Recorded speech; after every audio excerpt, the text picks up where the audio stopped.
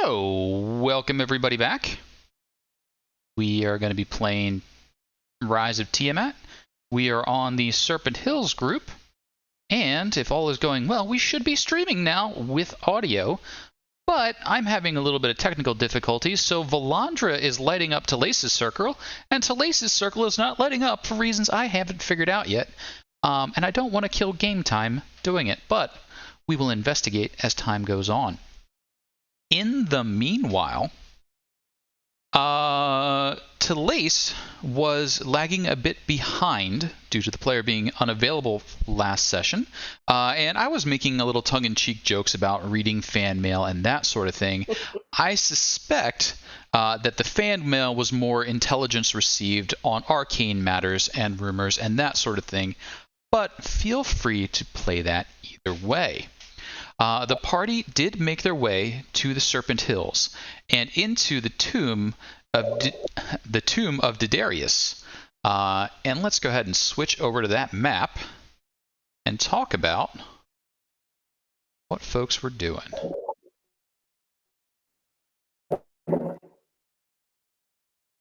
Big map. Big map. So, hopefully everybody can see about half of the map at this point. And what they discovered when they arrived is an abandoned encampment that they checked out, deduced that several days had passed since someone had been there last, and it looks like they left in a hurry. There were several bedrolls and backpacks still lying around. There had been some cooking done in the stove, but not particularly well. And as the party approached the tomb, the two statues addressed the party and asked them if they sought knowledge. The party responded that they did and proceeded inside, passing through a hallway with cowl-shrouded statues. The party heard a voice warn them not to seek hidden knowledge. They kept their eyes down and away from the cowled faces and passed just fine. In the larger room, they fought a chimera made of mosaic tiles. After destroying it, they scattered it and took several of the tiles with them to keep the chimera from reforming. They made their way down into a large hall filled with several statues and tapestries. They decided to honor the requests to show proper respect and making the signs of the gods and goddesses as they passed through the doorways. They avoided any traps that might remain. They then entered a ruined library inhabited by a ghost who confiscated one of the party's library cards and is going to hold it until a book is returned. From the library, the party made their way into a large room filled with a statue.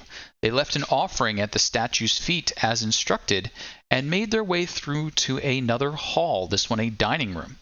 In the dining room, they saw that several bearded devils were playing gambling games around a table, gambling with the souls of the damned, little small silver soul coins.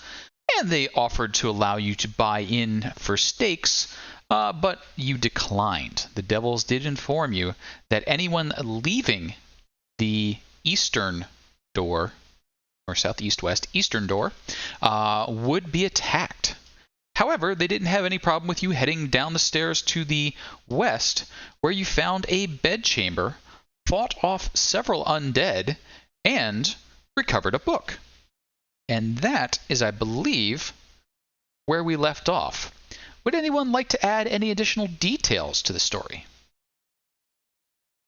Does anyone know how to speed read? Because I need to figure out how to speed read now.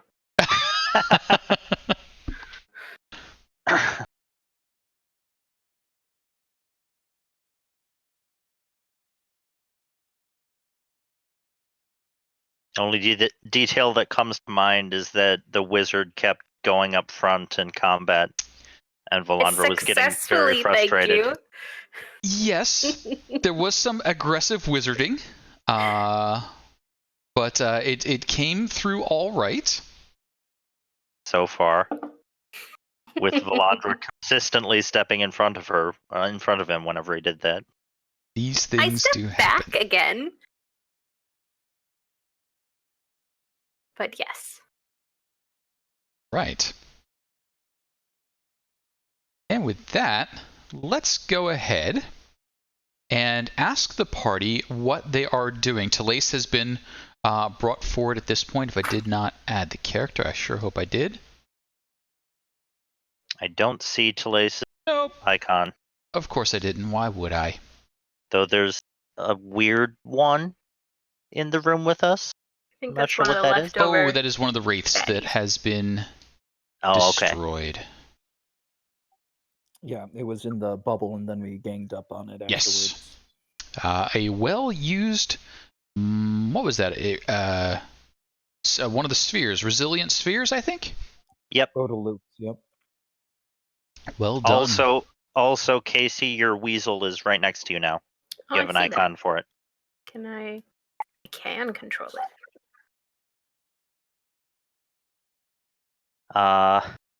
I believe we just entered the room and we saw the book. I don't think we've actually searched the room for anything valuable or suspicious yet.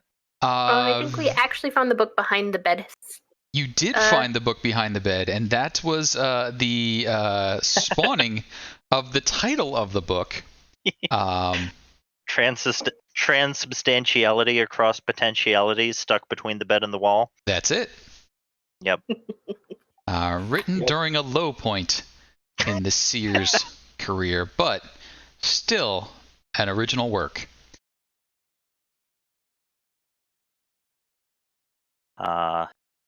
But yeah, I don't think we've really looked around the rest of the room yet. Sure. Let's go ahead and talk about what you see in the rest of the room. So,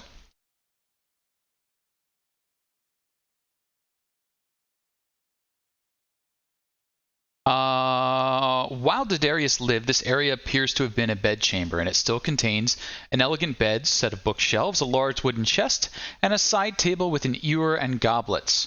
The room was sealed until you made your way in, having jimmied loose the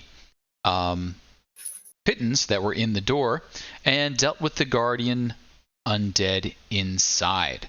The bookshelves do contain several scrolls and books. However, the item of note was the original manuscript that you found between the bed and the wall.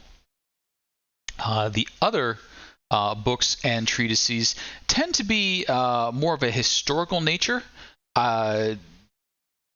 dealing primarily with ancient Netheril, a long destroyed civilization that once inhabited this area and the area of the Serpent Hills.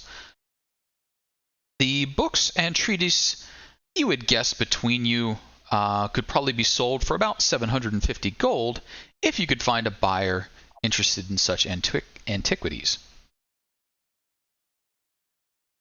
Now do me a favor and remind me, who all has what kind of special eyesight?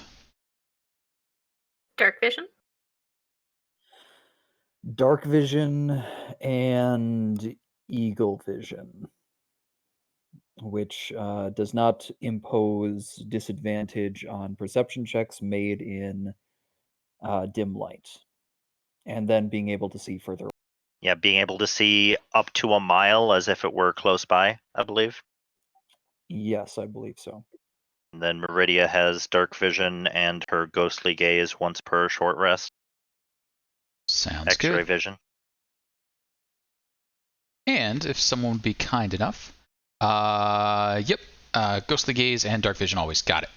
If somebody would be kind enough to go ahead and roll me an investigation.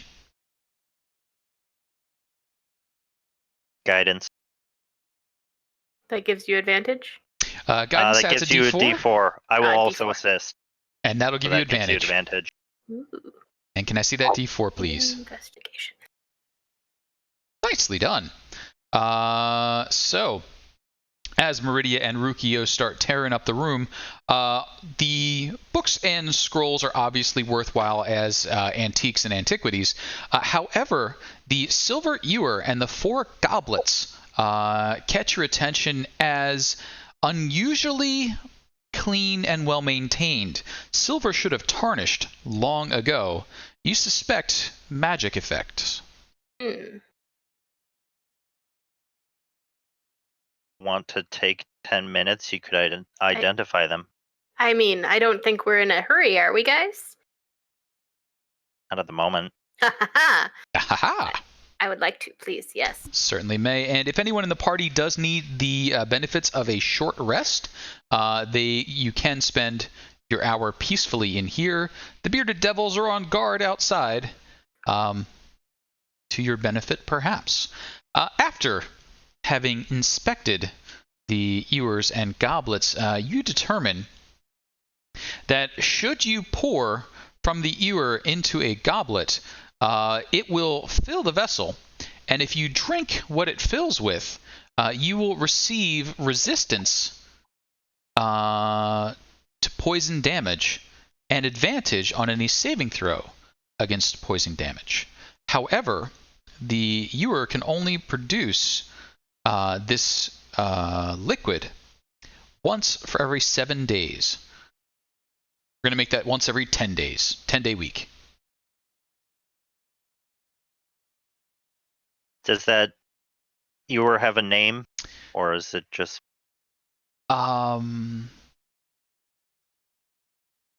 for Jeff? lootless purposes? Bob. Its name is Bob. What would you like to name the silver ewer? It doesn't have a label on it. Okay. Silver ewer of dwarven kind? I Essentially makes you... I mean, if you want to call it that. Is there a thing about dwarven kind and being in general resistant to poison? Yes. Yeah, dwarves have resistance to poison and advantage on exactly what it gives you. So well, then it's fitting. Ewer of dwarven resilience. I don't know. Purifying waters doesn't. Yeah, I'm just throwing out. Well, does anyone want to try it? So you can produce up to 4 doses once every 10 days. I don't think it would matter. Like, I'm entertained by the idea of Mord trying it out and just feeling the same, but that is kind of a waste. So no. Mord drinks it. Are you sure this thing is magical? I feel the same as I usually do, so I think it's just a pitcher. You guys are weird. Were we going to take a short rest? I mean, we've already taken 10 minutes. Might as well. Okay. Unless The short anyone's rest is an hour. Yeah.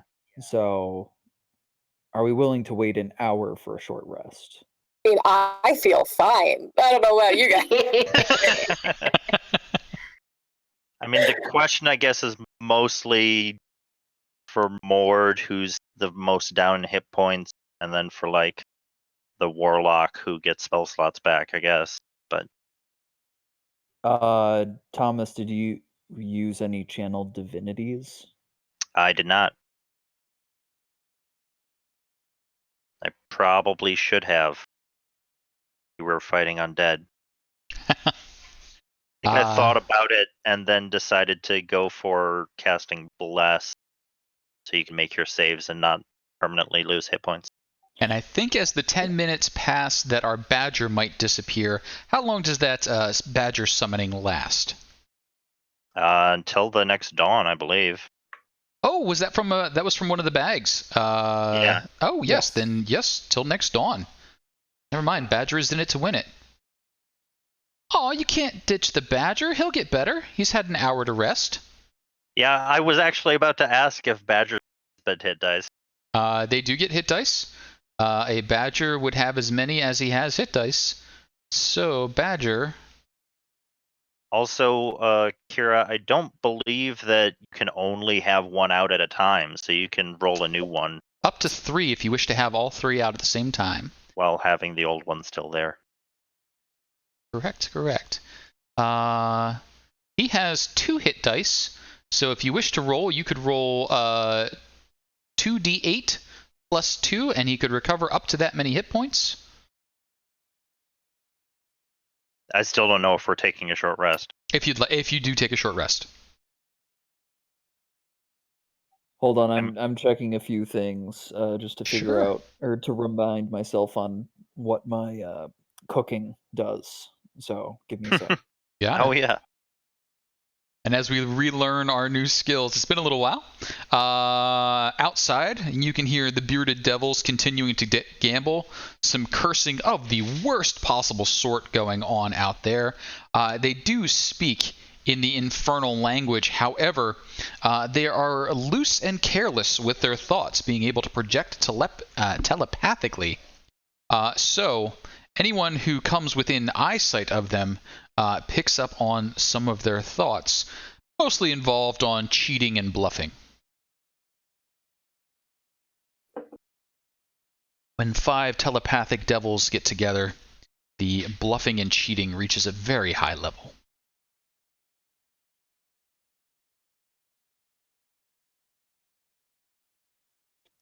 Okay.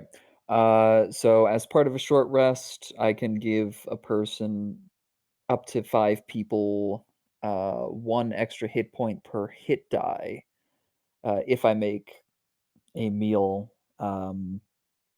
I don't think Mord necessarily thinks we need to take a rest right now, though this might be one of the only chances we get. So yeah, that was my thought, is that not necessarily terribly needed right now, but it wouldn't hurt, and this is a safe place to do it.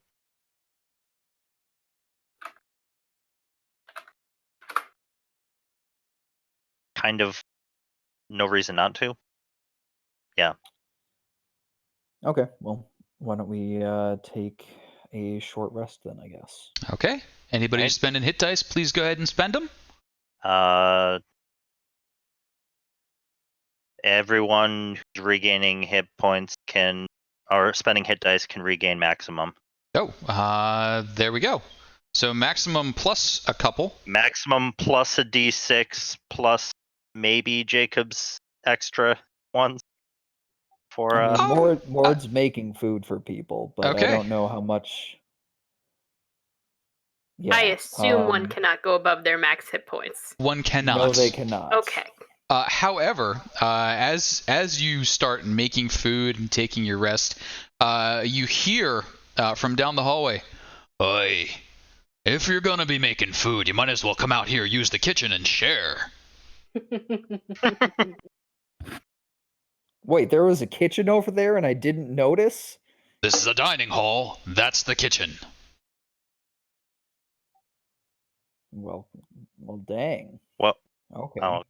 I mean, now by kitchen, it's more like a place where a fire can be made and several tables laid out. You know, there is water basins, but no water within them. Okay, well, Mord just had stuff for sandwiches, basically. Sure. Like, he has a pan, so he might get a fire going to roast up some of the things that he picked up on the way, but yeah, I mean, I guess if that's being made available, then I can make paninis. Sure, let's make some paninis. I'll grab another pan. You got it. Paninis are made and served. Are you sharing with the devils? Yeah, I should have enough food to share, like a sandwich with the devils. Thomas, how much is Song of Rest? Are you rolling for? Oh no, that's Telaise who's doing Song of Rest. Okay. Yeah, so you get an extra d6, and for mine, you just take max on hit dice spend.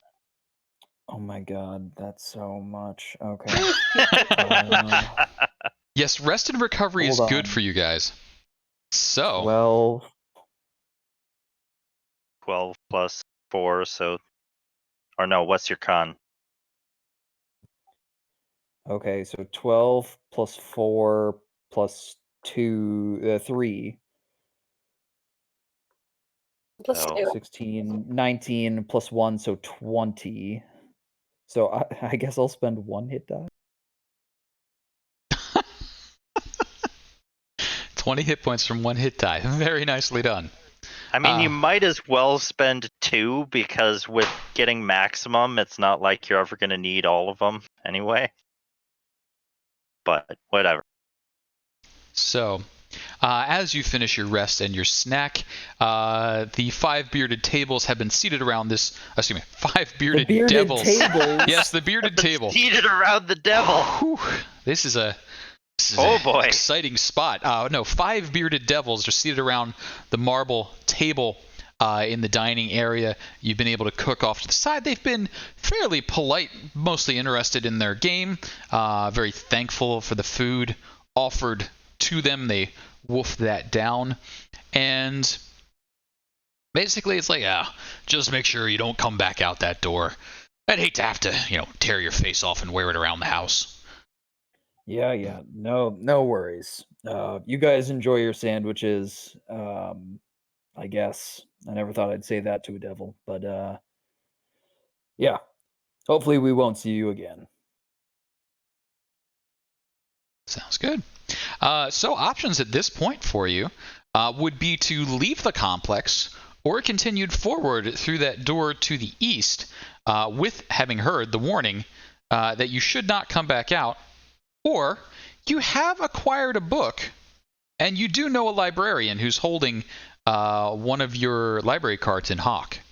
How big of a book is this? Like, with a good 45 minutes, how much of a dent do I make in it? I mean, it's not easy it's already reading. late, right? So, is there really a rush to get it back to the library? I mean, she's been dead for a while now. Yeah, like she's not going anywhere, and your card isn't going anywhere. The question is, are we going anywhere? So let's do a little. How much of a dent have we put in this book? So could I have whatever you would consider to be the skill that you would apply to speed reading? I am willing to accept some sort of argument for maybe insight or maybe investigation. I was going to say investigation, kind of skimming. That seems okay. All right. Looking for that table of contents? Oh my God, no. Oh no. This reads like stereo instructions. All right, great. You can't even figure out, like, was he high when he wrote this? Was he literally trapped between the bed and the wall? It seems likely. Yeah, because you have to feel it to share it. Yeah, I can see that. So, all right, guys. You've learned that this does contain some of the deepest mysteries you've ever discovered, but beyond that, not a lot of dent in it. Alrighty. We're just going to put that in the backpack for now. Meridia absolutely can grab another furball before you go through the ominous door. Go ahead and roll me. I think it's a D8 for that. D8, yeah. Beautiful. And the 3 on that one, what critter would that be? If you happen to have the reference handy. Quick. A regular badger. Yep. Badgers everywhere. Break out the regular badger to go along with the big badger.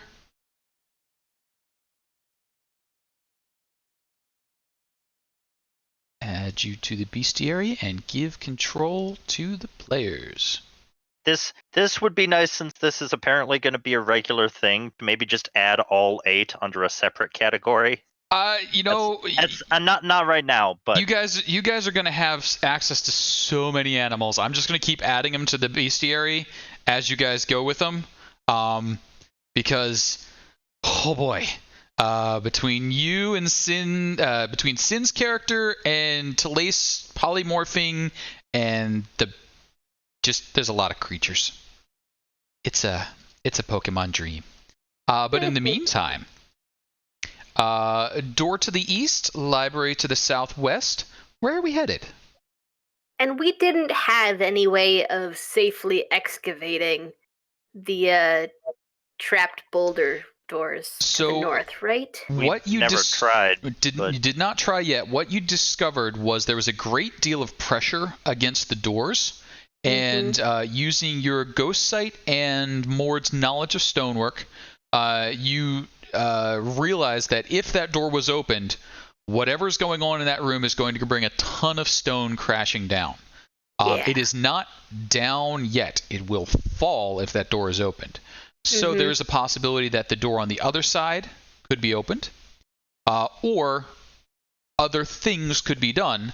I'd need to hear some ideas to prevent those rocks from falling. Open the door with a mage hand when you're standing 30 feet away. I mean, that wouldn't really prevent the rocks from falling, but that would prevent you from getting squished by them. Yeah. And Bigby's hand is only offensive. It's not really. Yeah, it just floats around giving everybody the bird. No? Okay. Bigby's hand can hold. Bigby's hand do some, yeah. Yeah, it can do stuff. It just does it forcefully. Possibly what the doctor ordered here.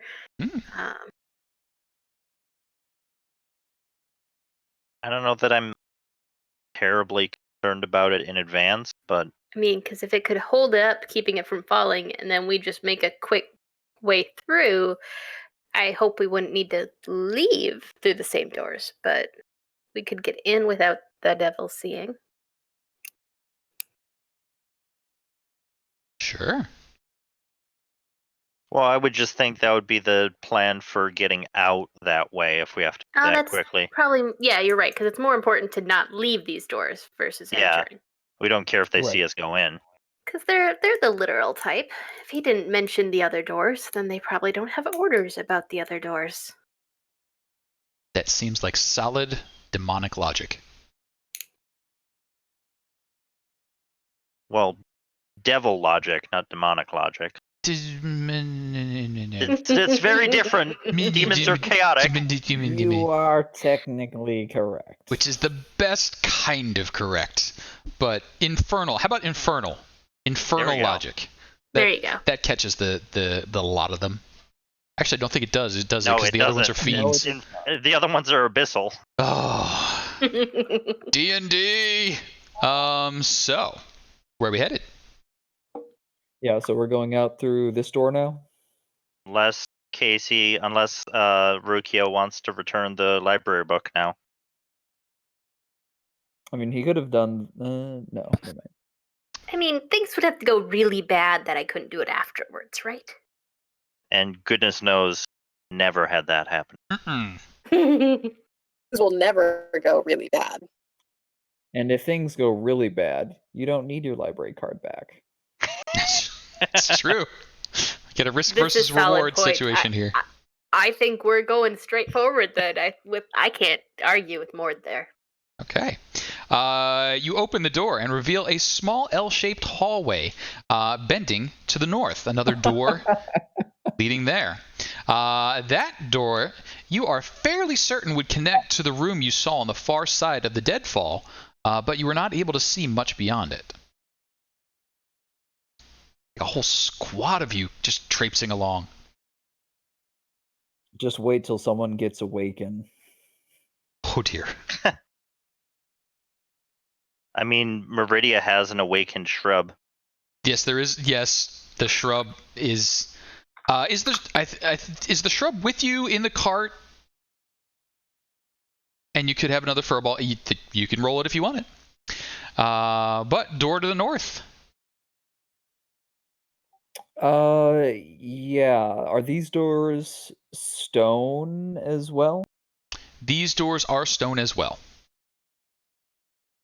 I think Mord's going to just take a listen at the door, see if he can hear anything. For some reason, I recall there being water mentioned, I believe, when we were at the double doors in that first major room. Yes. Yeah, so if I could just like smell or like try to catch any sign that it's going to be a wet ride from here on out, I would like to try to do that. You may certainly make a, let's call that a perception, maybe? May I do that as well? You certainly may.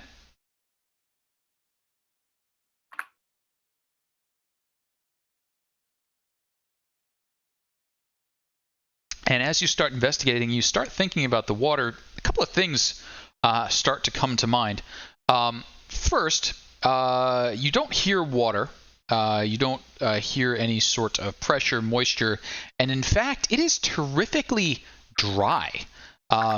It's not immediately noticeable. It's not like a hot, dry wind blowing on you, but the water is just evaporating very quickly around here. Even Valandra's hair, it normally just dripping, is only faintly glistening. Ooh. Am I feeling anything from that, or is it? No, I mean, you've been in situations before where you were basically blown dry, either being out in the hot wind or something like that. This just feels like, your hair's not as Oh, shoot, sorry. floofy today. I'm not sure how to describe wet, animate hair. Okay. You're a little less seaweedy. I need a new adjective. Dried seaweed. Blah. Yeah. Nori. Interesting. Can I take out my flask and just kind of dump some of the contents on the ground? Sure. You take out your flask, dump some of the contents on the ground. Within just a few seconds, the liquid has evaporated. It doesn't seem to have boiled off. It just gone.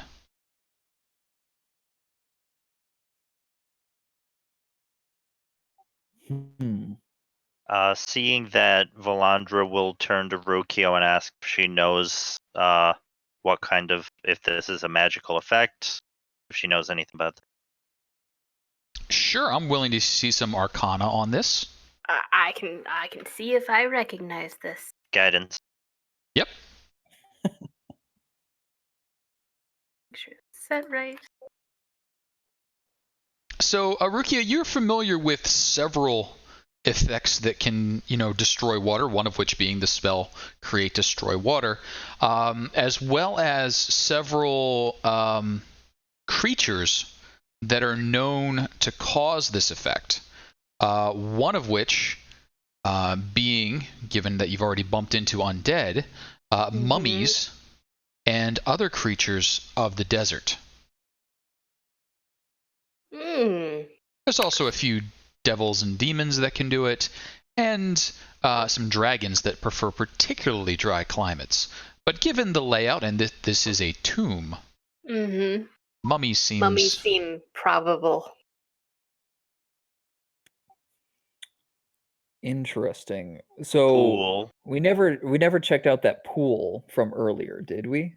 We didn't, but it had well? warnings. Yeah, the well. Yeah, we did not check that out.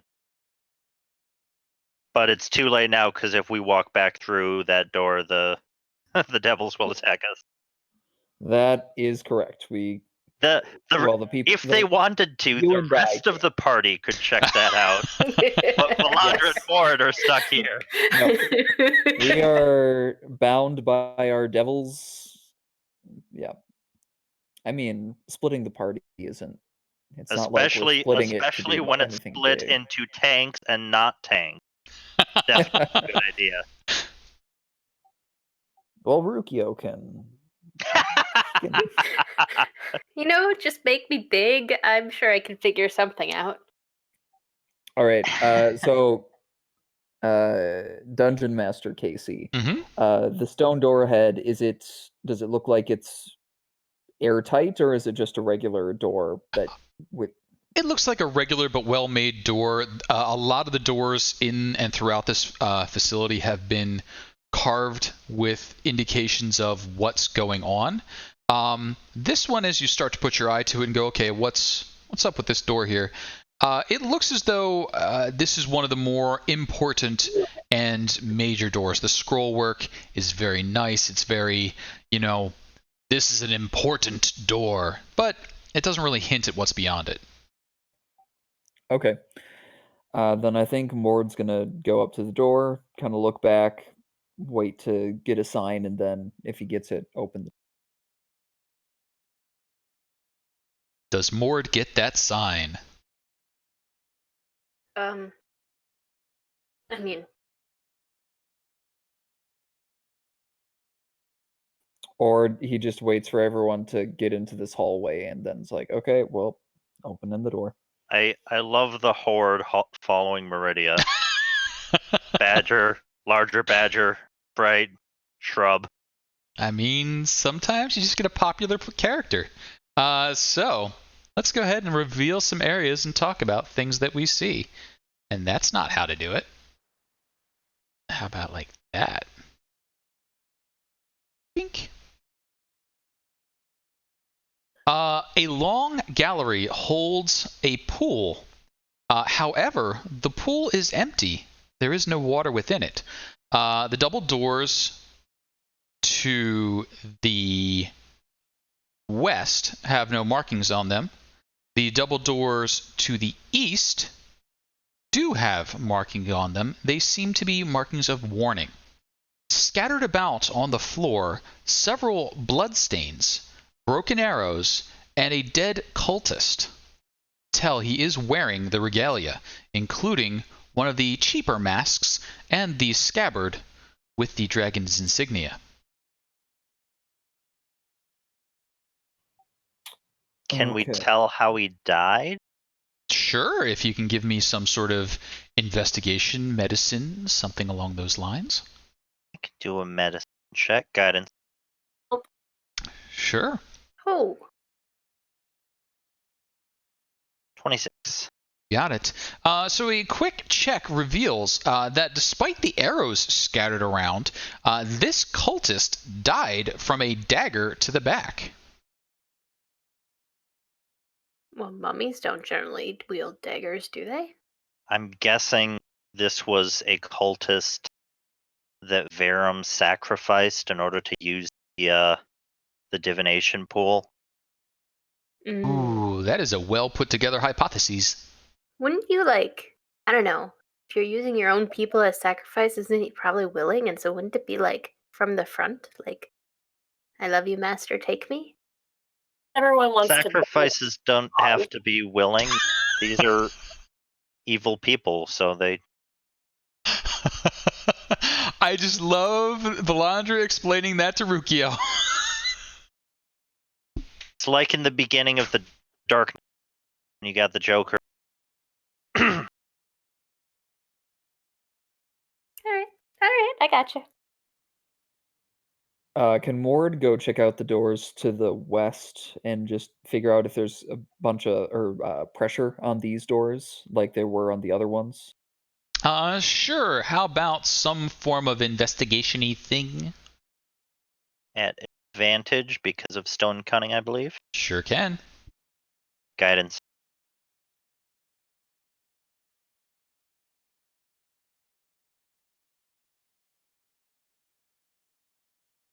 Ooh. 21. Checking out the doors, you do not feel the pressure that you felt on the others. You believe these doors could be opened without triggering the trap.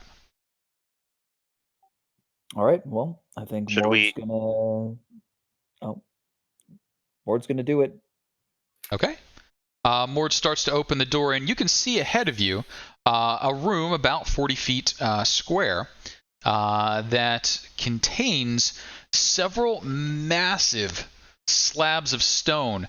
It doesn't look like an intentional trap, actually. It looks as though these have broken away and are starting to fall into the hallway. Several of them are levered against the other door.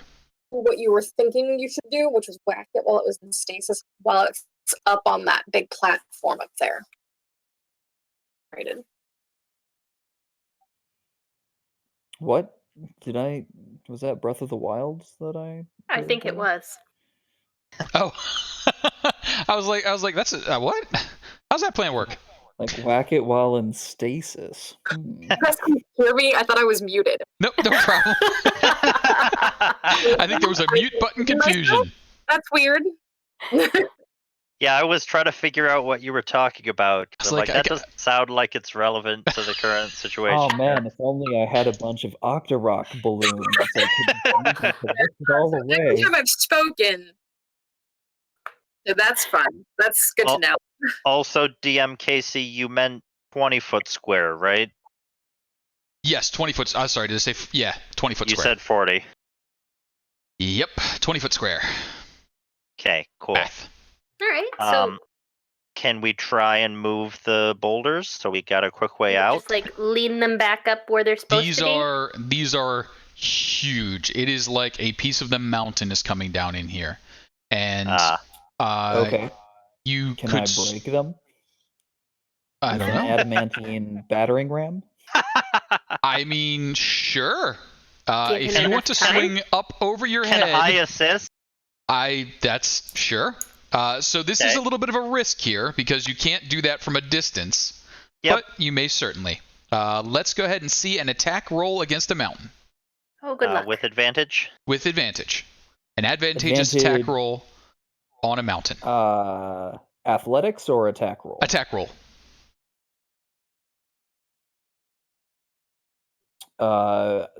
Non-magic, so just the normal, like no bonuses aside from. Sure. Okay, one sec. Okay, +4 to whatever this is because of the battering ram.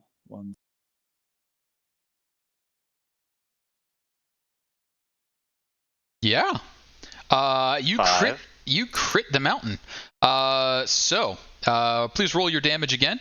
You are using adamantine against an object, so you auto crit. How much damage is a battering ram? It doesn't technically have a damage code. It just opens doors. The D6 seems reasonable. Okay. Okay, how do we roll it? How do I roll it again? Just roll 1d6 again. Yep. Okay. And Meridia, as Meridia asks, if you're sure it wasn't a pole door, you did manage to break off a significant chunk of the stone. Things shift around, but it was a well-directed enough hit that nothing comes crashing down at you.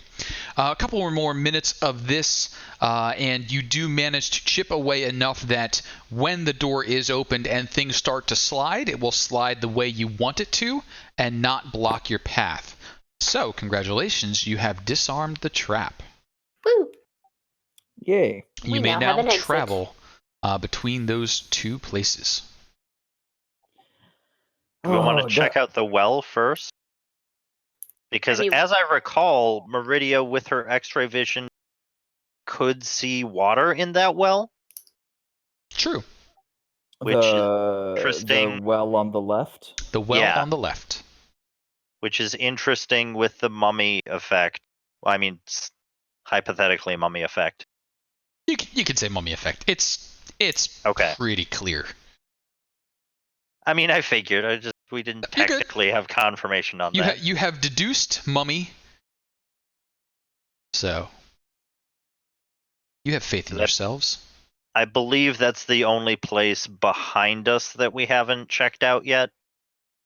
Correct.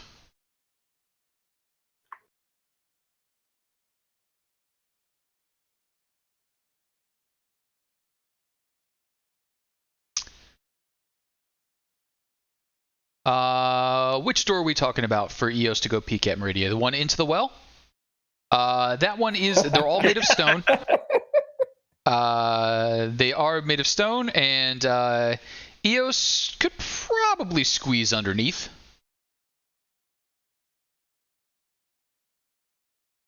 Eos does a little bit of squiggling, squirming. You pour the lamp oil on her and kick her in the feet. She shoots under the door and reports back that it is indeed a circular room.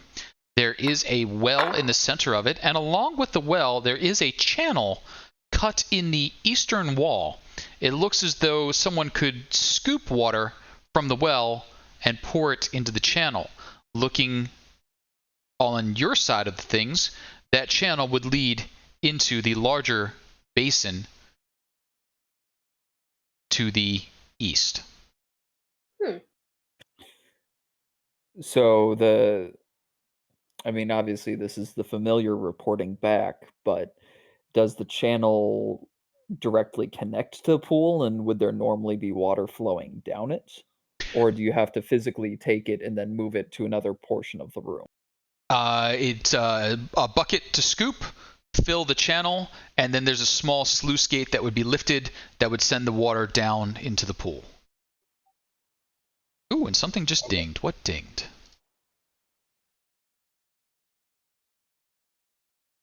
Oh, Grumpy, thanks for the follow. So, reporting back and forth from the familiar, you believe... I don't think the familiar could handle it. That's a big bucket. But they could get water up to the sluice, having filled the sluice, open the gate, and cause water to flow down into the pool. Now, granted, I'm not the greatest at this, but from all accounts, that would be a bad idea, right?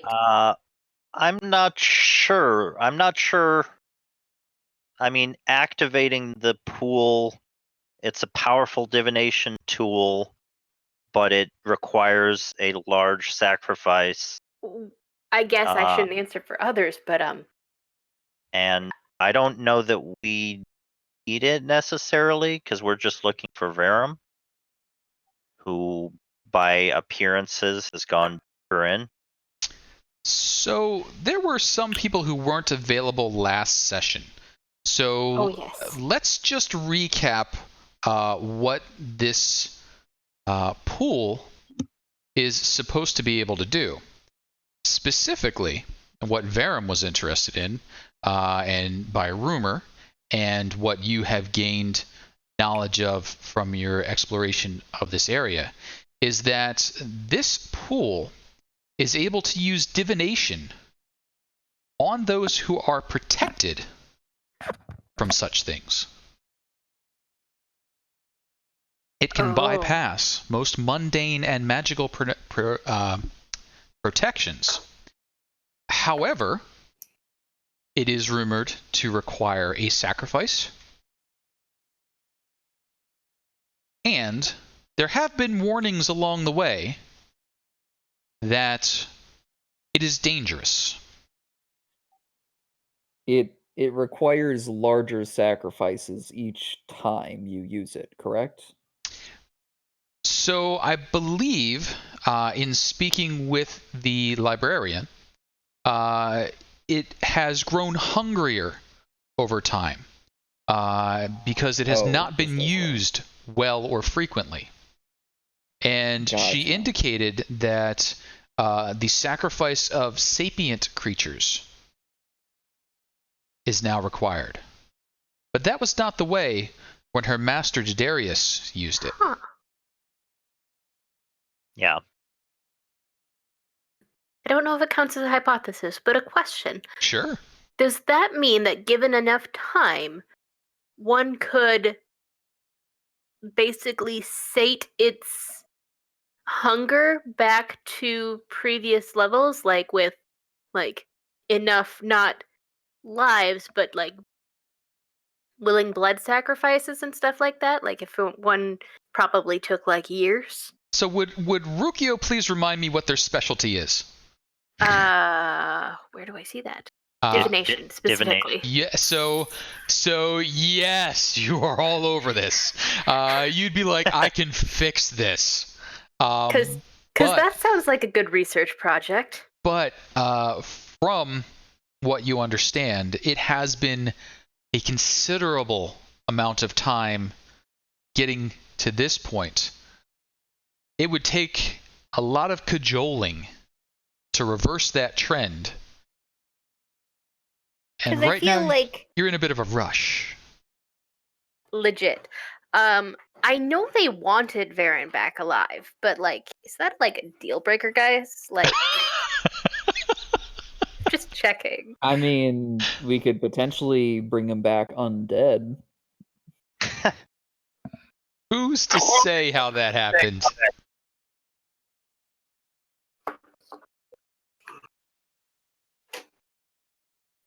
I am seriously like half serious here, guys, but Like, if you guys give me the look, I'll totally back down. I mean, like, Valandra is curious, but it seems to her that activating the pool wouldn't really do anything positive right now because we've heard it's dangerous and it requires a living sacrifice, which I would hope none of us are willing to give. So we kind of don't have a use for it right now. All right, never mind. We'll just bookmark this, and Ruqiyo might come back to it over time. Sure. Gotta have goals. So, the pool ahead to the north is currently empty. The well to the northwest is currently full. There is a sluice between them. The pool basin is very empty and clean, has almost a mirror-like finish to it. Scattered about the room, arrows. They look to be of a crude make, not the type you would associate with the cultists. Some other less civilized folk, perhaps. And then the body of the cultist that died from the dagger to the back. It looks as though a larger fight happened here, though, and more than just that cultist were injured. The bloodstains and other indications are that after the battle, some one or ones were dragged off to the east. Do Yuan-ti have red blood? Do Yuan-ti have red blood? Depends on how snaky they are. Okay. Can I see any blood stains that look not like? Can I tell from the blood stains or anything if there were? Because that's what I suspect the fight was, given what we've heard about. He was probably captured by Yuan-ti. Can I tell if some of the bloodstains are from Yuan-ti with a medicine check or something? Sure. Let's give it a shot. Guidance. Go. Oh, Yeah, I definitely need that guidance. Yep. You just make sure you get above a 35. Nope. Sorry, can't figure it out. So most of the blood that you see is a humanoid, red-blooded type. You do see several tracks and perhaps some blood of a different type. Could certainly be one of the serpent folk.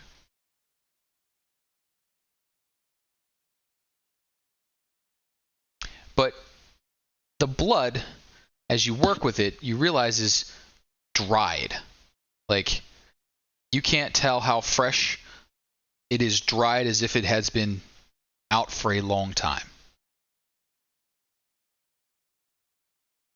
Did we ask the devils how long ago Verum went through?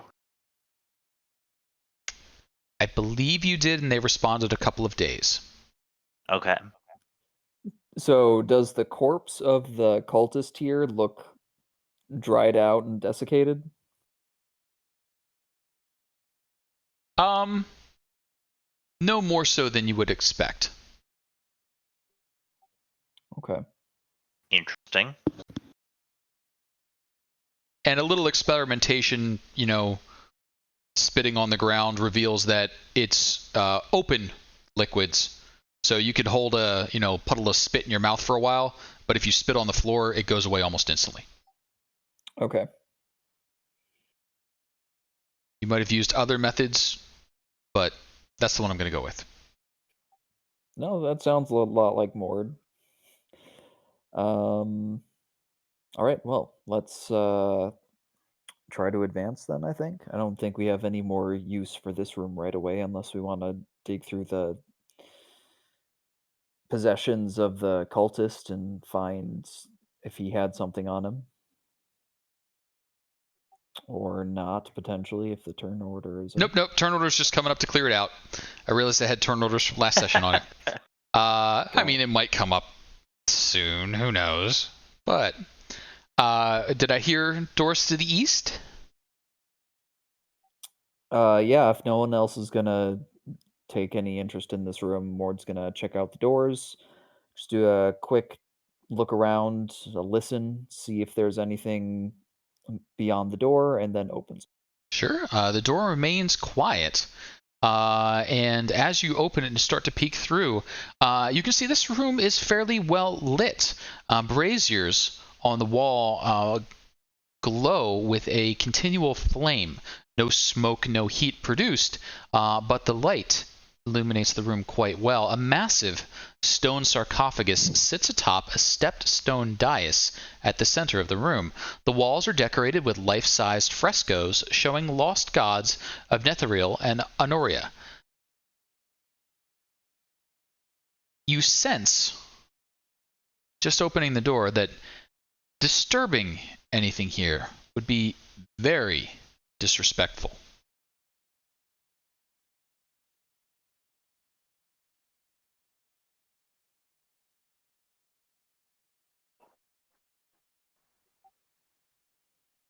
So Mord turns back to the group. I mean, unless there's something beneath this sarcophagus here, I don't know if there's anywhere else to go.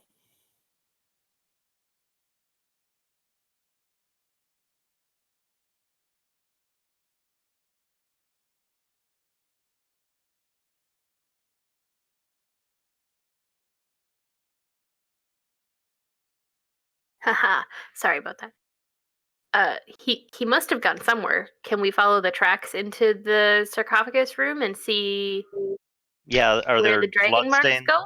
Yeah. So there are marks leading into the room. They pass both to the north and the south of the raised stone dais, but you can't see behind it from where you are. It's too tall.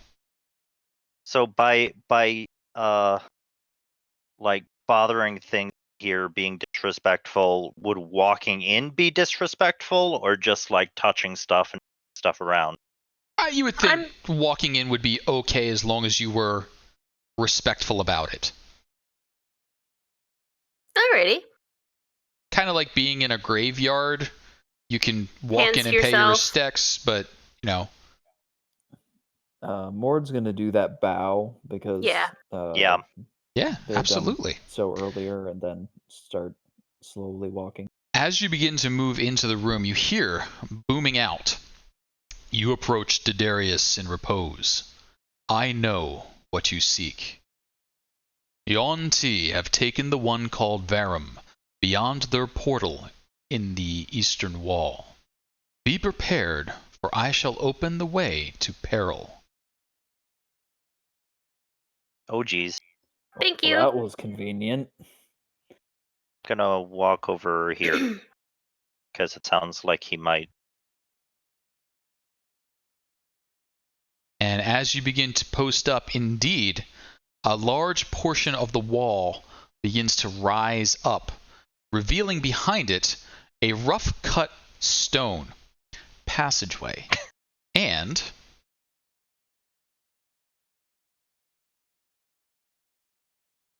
I'm going to need everyone. Oh, hey, how convenient, the turn order is already up.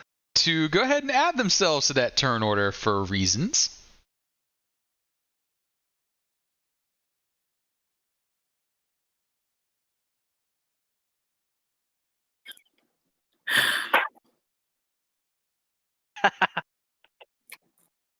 You guys are on fire. Ooh. I have advantage and I'm still the lowest. A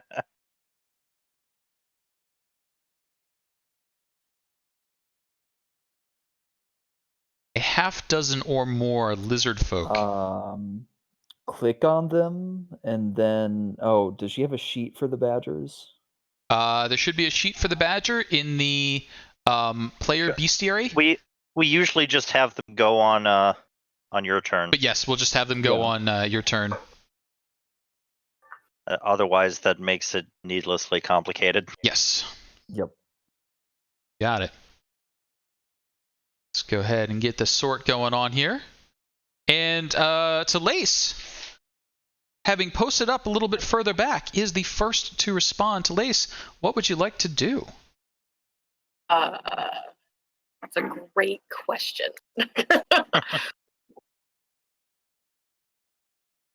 And the party has met lizard folk in the past.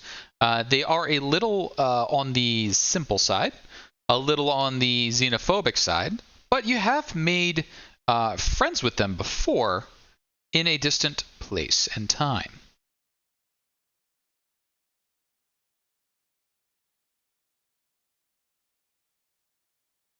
Yeah, I mean, I guess you want to try and talk. Now is the chance. Now's the opportunity. The talker could potentially talk. Potentially. They don't look in a talking mood, I will say that. They look like you shouldn't be here right now. Never should have come here. Do they look like they expected this to open up, or are they surprised by it? They look like they are aware it opens up, but they were not expecting it to open. So it's kind of like if someone were to burst in your front door, you know it's a front door's open, but people shouldn't be bursting in there.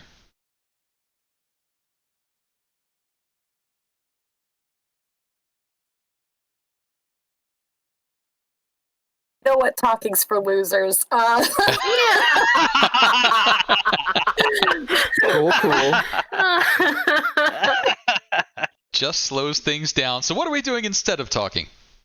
You know what? She'll still talk, but it won't be the way that, it won't be a persuasive way. It'll be a very mocking way to the first one that she sees. Sounds fair. The first lizard folk is mocked. Mocked heavily, taking 5 points of damage, and will be at disadvantage. And she'll just step back the last 10 feet that she has for her movement. There you go. We're gonna snail him for his disadvantage there. Ruqiyo. Oh. What are you up to?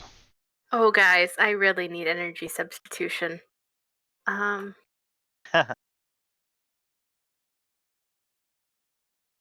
think we're gonna take a peek. Mm-hmm. And 2, 3, 4. Yep, that's fine. And I really don't. I mean, if we're starting off with that, that's totally. Yep. All right, doing it. Do it. I would like to cast Fireball at the room, please. Oof. That's gonna be all of them. So please go ahead and roll your Fireball damage. And let's see some lizard folk dance. DC 17. You're a monster. All right, we'll do it typewriter style. 1, 2, 3, 4, 5, 6 is what I need. 1, 2, 3, 4, 5, 6. 2 passes. 2. 2. So that's 1, 2, oh gosh, 3, 4. Yeah, they don't look good, but they're still somewhat alive. Kind of crispy. Oh, wow, that worked better than I thought. After you guys. Ruqiyo takes a step back. Mord. Valandra appreciates that step back.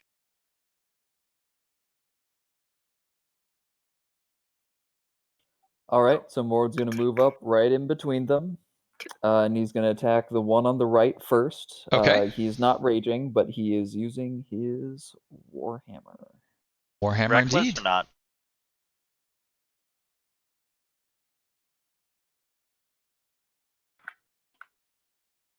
Does a 15 will hit. 13 points of damage, and down he goes. Mord, one lizard folk remains in front of you. You can see the hallway ahead, or the hallway behind him, continues on for a way, opening up into another chamber. The floor of that chamber falls away on either side. 21 will hit. 12 will put that lizard folk in the ground. You are out of combat for the moment. Yikes. The small chamber you're in. I was expecting that to take more than 3 turns, so just 1 second as I catch up to you scary folk. That was only... Oh no, you're right, it was 3 turns. 3 people's turns, not even a round. Yeah. Yep. So that was scary.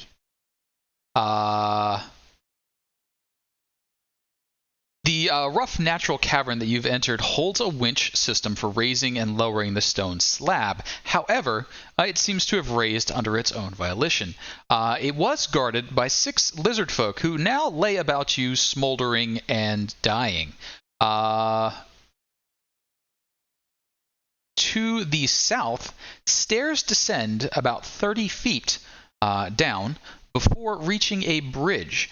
The bridge crosses over an area that is much deeper, kind of a bowl-shaped.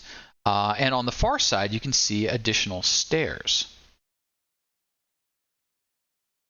Continuing down?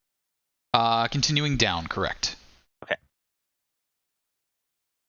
And that's about as far as you guys can see at this point. I'm going to drop out of turn order for the moment. What y'all doing? I feel like I maybe need to apologize slightly to these fine gentlemen. Valandra will bow to the sarcophagus and say thank you before moving out of the room.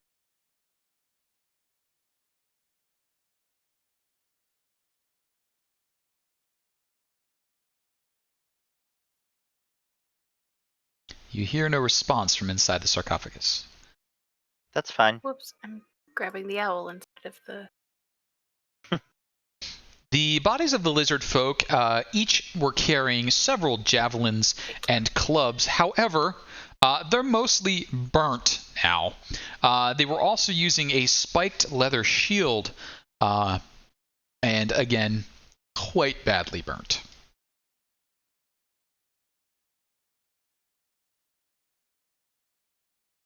So, you on forward?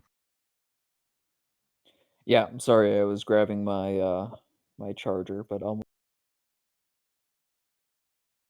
Sure. is it still continual?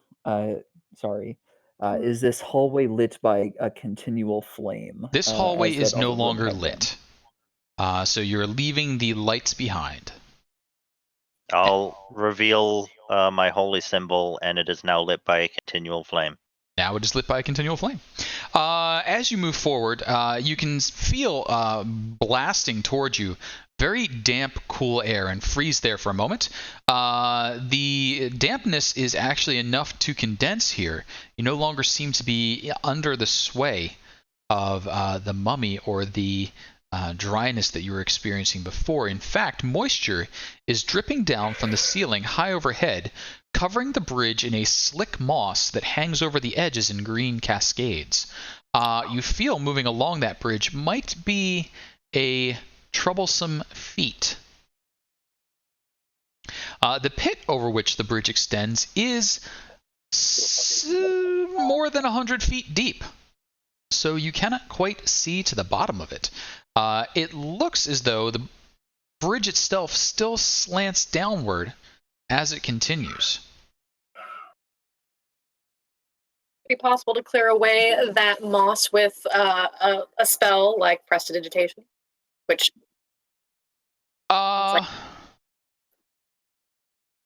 with given some time, sure.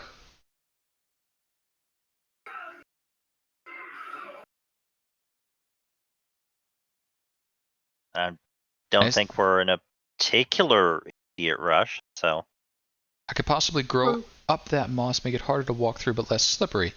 Meridia could also okay, gonna go with the prestidigitation instead. I could also burn it away, I suppose, but the water would still be an issue. Fire again, could also work. Prestidigitation is free. Fair enough. So as the moss is getting cleared away with little crackles and paths of magic and a little effort on everybody else's part, they don't just stand there doing nothing. They take swipes at it with their weapons and help shuffle things along. You start clearing the way. As you do, from around the corner down to the south, you hear, "Wait, hold! What is this attack? Why the violence?" And peering just around the corner, at the limit of your vision, you can see just the narrowest bit of a scaly head and a serpent-like eye.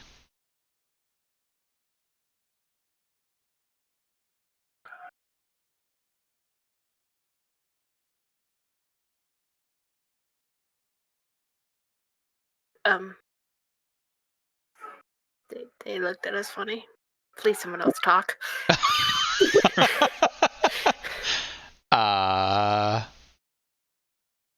Anyone else? I guess Valandra will just say, we're looking for Verum the dwarf.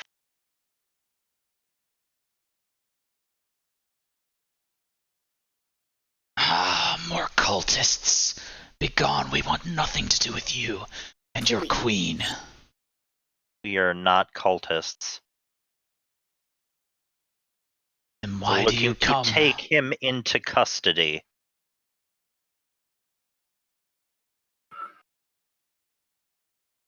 We already have him in custody. So, Thus the violence. No, not expedition. What's the word when you transfer one prisoner from one country to extradition? Extradition. I mean, you could certainly propose that.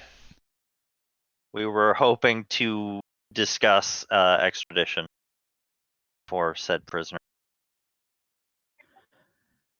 I mean, if you don't want him, we can take him off your hands. That's not a big deal.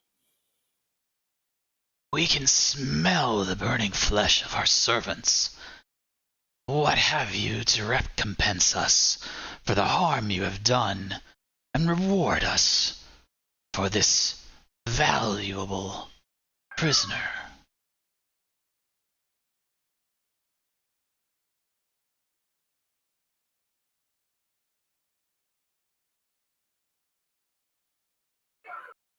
Hey, Kasey, just for reference, Yep. do we know if the Yuan-ti are, or if Mord knows if the Yuan-ti are evil or likely to keep their word? If there's any sort of racial stereotype at the very least? Sure, go ahead and give me, let's call that maybe a history?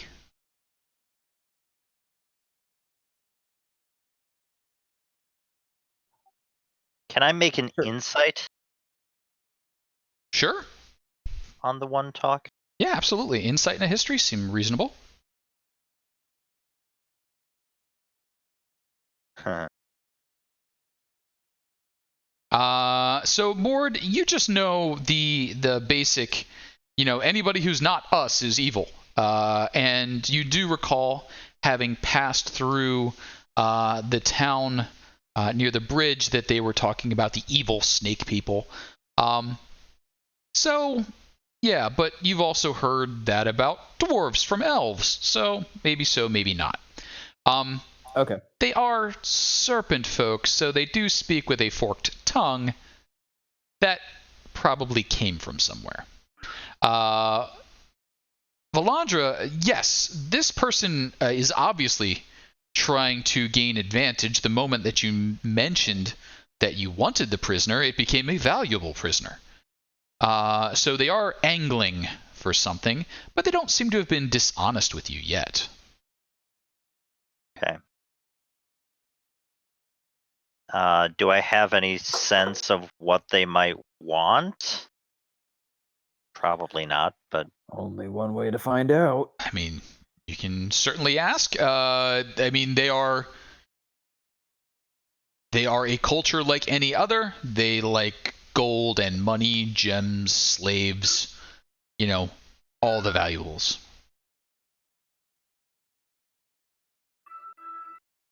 I'm sure he probably came with more slaves. Have we just offer that they can keep his cultists as, whatever, which I guess they'd probably do anyway, but... Right, like, we're not offering them something to let them keep what they already have. But we could offer not to kill more of them. Again, that's not a very good argument. I'm really bad at this. Sorry. Nope. You seem to have trouble thinking of offers. Why don't we meet. You in the front, I can see by that blinding radiance you bear the symbol of, is that Eldath? Yes. Ah, Eldath is known to us. You are a representative? In a manner of speaking. Ah. Not a god we favor, but one whose minions rarely lie. You may speak for your associates if you wish. Is there one you wish to bring forward as well? I and my associate will meet you on the bridge.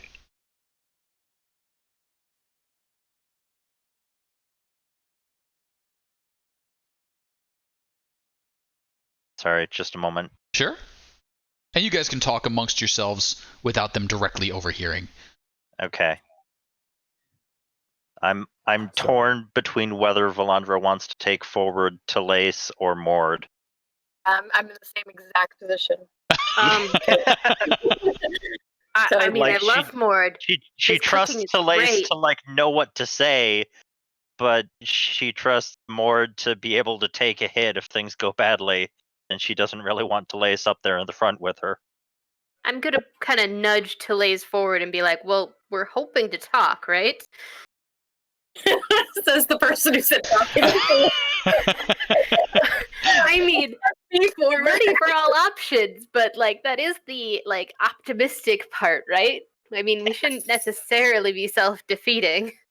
Not that I Seems don't like, think you do wonderfully more, darling, but I know what I do. I'm good at it. But I mean, if we're operating in good faith, maybe it's best to have Telaise up there. I'd say anybody with a ranged attack, just, be ready, just in case they betray us. I can ready that. I think that's a thing still, right? What's that? You Ranged can, yes. So you can ready ranged. You can ready a cantrip if you ready a spell and then don't use it by the next turn. You waste the spell slot. Right, but you could So ready. essentially, You could ready cantrips and such. But before we get too far into the planning on that one, Yes. they're not entirely unintelligent. So you will hear. No, that was out of character. No, I understand. But there's an additional setup that I didn't want you guys to get too far along your planning line. So our guards shall remain around the corner here. Your guards shall return around the corner there. Any sighting of our guards or your guards indicates a breach of faith. And those on the bridge shall be forfeits. I shall lay aside my arms and armor as I move forward, as shall you. And the other says, and I shall lay aside my arms and armor, as shall you, and we will meet on the bridge. Yeah, that sounds about right. It does, but how about just arms? Telaise is not going to take off her armor because, that's her clothes. Sure. Well, I mean, there's stuff underneath. Otherwise, raw. But could I have Telaise and Valandra each roll me a wisdom saving throw? Telaise, you have advantage. Oh, someone's trying to charm me. Yeah, I think I'm all right. You seem to be all right. Oh, there it is. Okay. Woo! Telaise also seems to be all right. Wow. So the offer is still put out there. Wait, does everyone need to make that? Nope, just those two. Oh, okay. We were the ones forward. That's a mega crit. Oh my gosh. Yes. Massive. Wait, why do you got the D4 there? Have bless up. Oh, no bless there. But yes, you got the 20 on it. 20 though. Thought I had unchecked bless. I am on a different computer than normal, so that could have possibly messed with things. Should be like a kind of upper left area. Add bless to saving throws. I have unchecked it. Okay. I don't know why it showed up. No biggie. So, do you agree to the arms and armor, or are you countering an offer?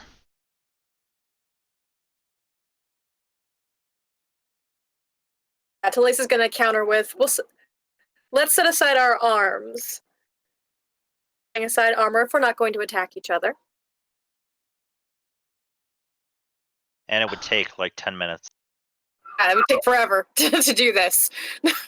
But we have no knowledge of what enchantments or other horrid things you may have placed on your armors, or what you may have hidden away. Much more reasonable that I put aside my arms and armor, as do you. And the other goes, and I put aside my arms and armor, as do you. And Valandra and Telaise, could I have a wisdom save each again? Can we sense anything? That's These wisdom saves? No concept of it. It is a suggestion. Right. It is a innate spellcasting suggestion, so there is no detection. Oh, no. So Telaise, you're willing to agree to this. So they have made their case, and you're like, it's not unreasonable.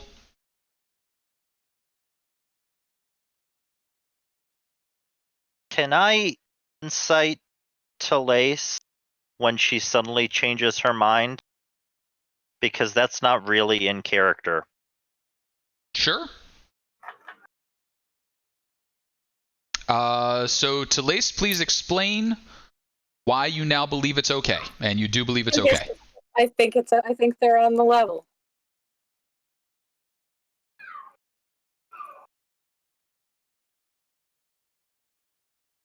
So I don't get any sense that there's any kind of influence, because that's what I'm. Nope. This is suggestion. Suggestion does not do anything against a person's nature. It's just a suggestion that they're now following, and they have phrased it up as, "Hey, we're gonna meet in the middle of the bridge." You guys don't have like a detect magic or anything like that up, so. And I don't think any of you have knowledge of a Yuan-ti to say. Meridia got you a C in 5. Quick question, though. Mm-hmm.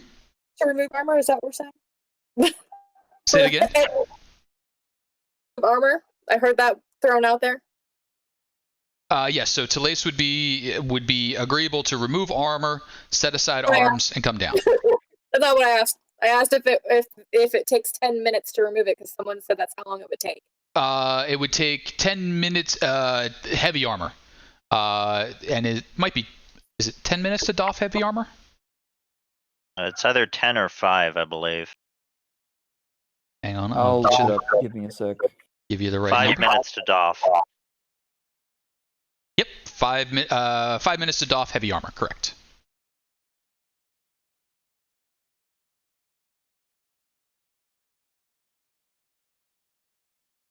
All right. I mean, if she doesn't sense anything unusual about Telaise randomly changing her mind like that,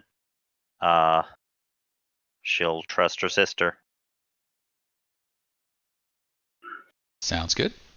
And some 5 to 10 minutes later, after everyone has had a chance to change into non-arms and armor attire. There's a reason why I was asking about that time frame. Sure. So is it 5 minutes or is it 10 minutes? I need a specific. 5 minutes. 5 minutes to doff her armor. You can have an extra minute or two to put on a dress, shift, pants, whatever you like. Would anyone it's really just a really fashionable belt, but I have this rope, and, that's a long drop, and I don't think they're on the up and up. So could I tie a rope around Telaise and just feed it out as I go around the corner and just hold on to it really tight? Sure. And maybe have someone more strong than me hold on to it really tight too? Like Mord? You guys could definitely do that. That is not armor or arms. See? I didn't think so. Please don't cut it. Not that I'm, thinking of what the worst might be. What could the worst be?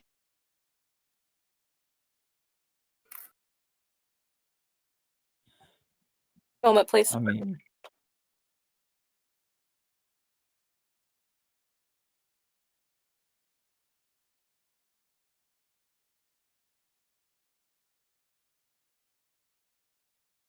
And popping up any moment from now will be the creatures that are coming around the corner. Moment, please. Oh yeah, take your time.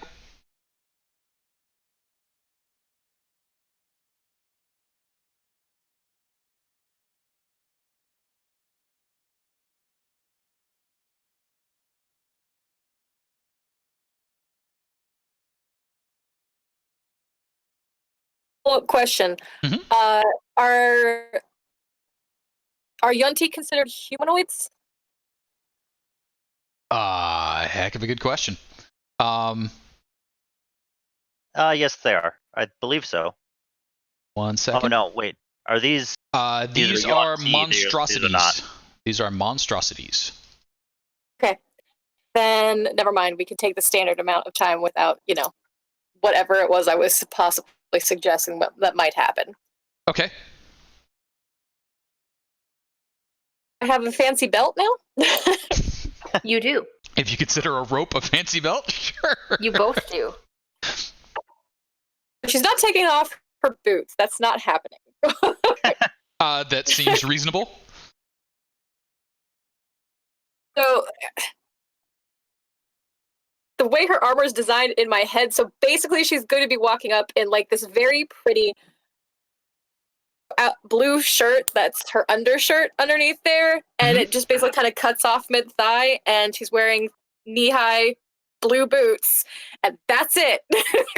Fair. Also, she entrusts the bag of holding to God, I'm never gonna Ruqiyo. I'm never gonna remember her name. Like, just don't lose it. It's important to me. Watch Alright. out for Oni. So as you make your way forward, you've cleared enough of the bridge moss away. It is still a little slick, so you want to be careful with it, but it doesn't seem anything troublesome. Two Yuan-ti move forward. You've heard all sorts of stories and rumors. Mord told you many of them that were blatantly untrue. But these... Go ahead. Ruqiyo, you're supposed to be back around the corner. Yes. Oh, yep, I'm back around the corner. Back around. And corner. Mord, I see you chose a different corner, but that's fine. They didn't specify. That's true, they did not. So as the Yuan-ti come forward, these particular creatures have the heads of snakes and the bodies of man. They are unarmored. The dents still left in their flesh showing where straps have been taken off and set aside. They address you now. You wish this Verum. How much is he worth to you?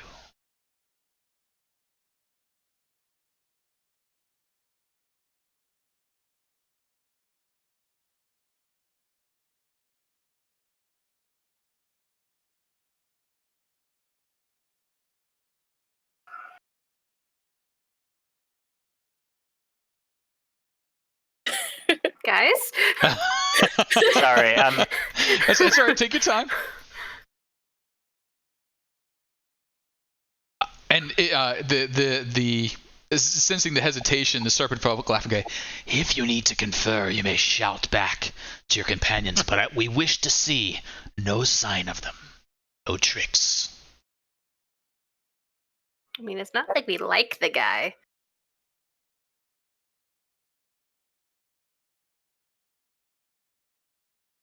Telaise will just lean close to Valandra and like do the thing where you can cup your hand around your mouth to block the whispering, and Sure. just very quietly like, so what are we willing to do for this situation? I mean, Valandra's basically depends on what they want. without knowing what they want, it's hard to make an offer. Also hard to quantify how much we want him. Well, you could start by just asking what he means to them, and then comparing.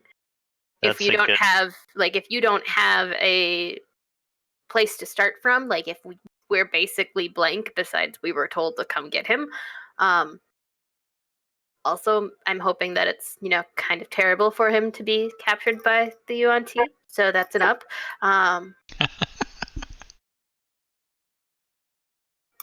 Is this someone we're trying to free, or is this someone that we're trying to arrest? We're trying to arrest. So he's one of the dragon mask wearers. Correct. He is one of the higher ups. Yes. Akin to Rezmir. Telaise will whisper to Valandra because she's the one who's supposed to be talking. Yeah. She will whisper to Valandra to say that, tell them that this is a job that we were ordered to come and do. To collect a paycheck. And she will quietly inspire Valandra. Okay. Yeah. Valandra will say that we were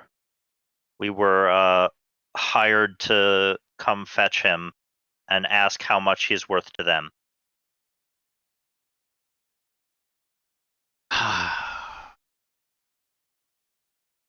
He represents leadership among the cult of the dragon, and if the signs are to be believed, Tiamat may once more walk the world. It is our intent. Good. That's what we hope to prevent.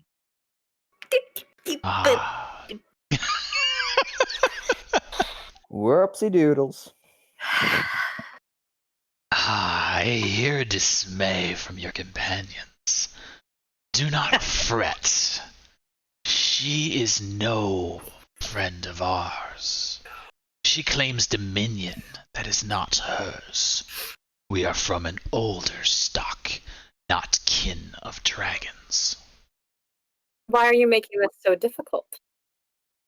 Should she succeed in returning to this plane, he is a valuable bargaining chip. Our grasp of this area has waned. Little more than the name remains. Your tongue calls it the Serpent Hills, but once it was our kingdom. We wish it back. Can you promise us this? Grant us dominion over our lands once more. Whispers into Valandra, this is totally above our pay grade. You cannot promise that. Yeah. Valandra will just answer honestly. No, I don't think we can promise that. Pity. What have you then that is of worth equal to a kingdom? I saw your pretty arms and armor. I've heard. Speak. I think that armor's going to fit you, sweetheart. And while that's true, purely by weight, Valandra's armor is worth quite a bit. And so, no, I mean you have monies about you. You bear the trinkets of the rich. Fineries. I think that we might have something a little bit more valuable than shiny things. How about at all coming back? I think that gives you a bit more of a shot rather than just a bargaining tool if she eventually does get brought back into this plane. She's going to unleash everything she has against you because she doesn't put up with people telling her no. Do it. This guy that you're keeping from us is somebody that may have vital information for us to stop her return. Him here, you may actually be helping Tiamat. Is that what you want? Well, if we help Tiamat as she rises to power, she may reward us. But your kin... If you believe that, you're as foolish as the cultist. But the cultist had a choice.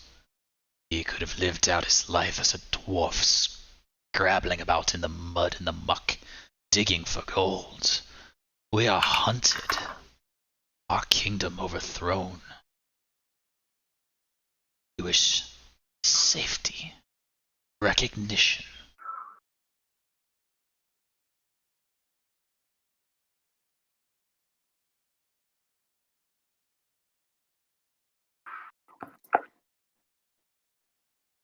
Telaise will once again whisper to Valandra, is there any way we could contact someone who could potentially make this bargain for us? I could Someone send. has sending. I I could have send- sending. That's exactly what I'm getting at. Yeah. Do you? I don't have it prepared though, and it is not a ritual. Neither do I. So Not I can do today. it tomorrow. Yeah. Not today, but I can prepare it tomorrow. I Her mean, response. we could ask if they're willing to, wait for us to check with our higher ups. You require a day then? That can be granted. We shall meet back here in this same place at this same time in this same manner in one day. You'll have that time to prepare your answer or a suitable bargain.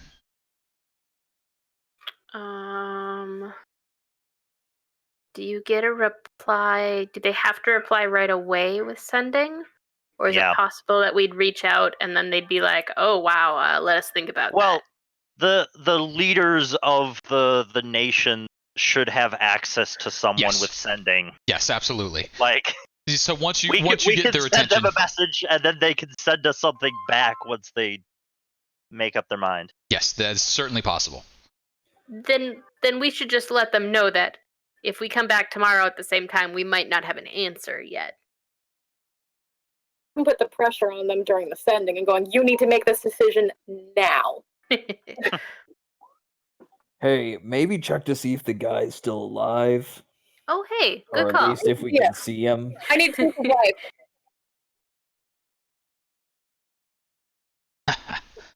He is alive. Do you wish a finger? That You just doesn't tell us drag if he's alive. See his face.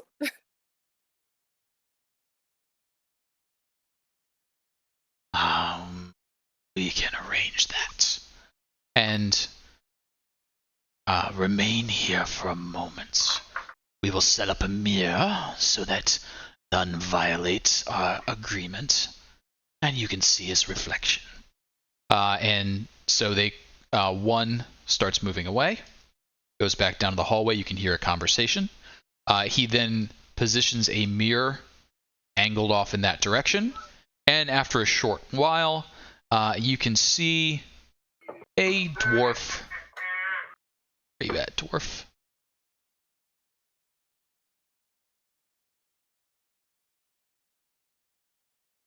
Book.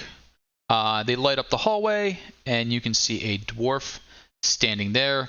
The Yuan-ti moves the mirror until it brings him into focus and reflection. He is surrounded by several more of the lizard folk.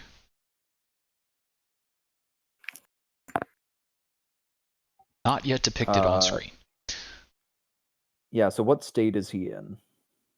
He looks like he's beaten up, been stabbed, been shot with arrows, but is alive.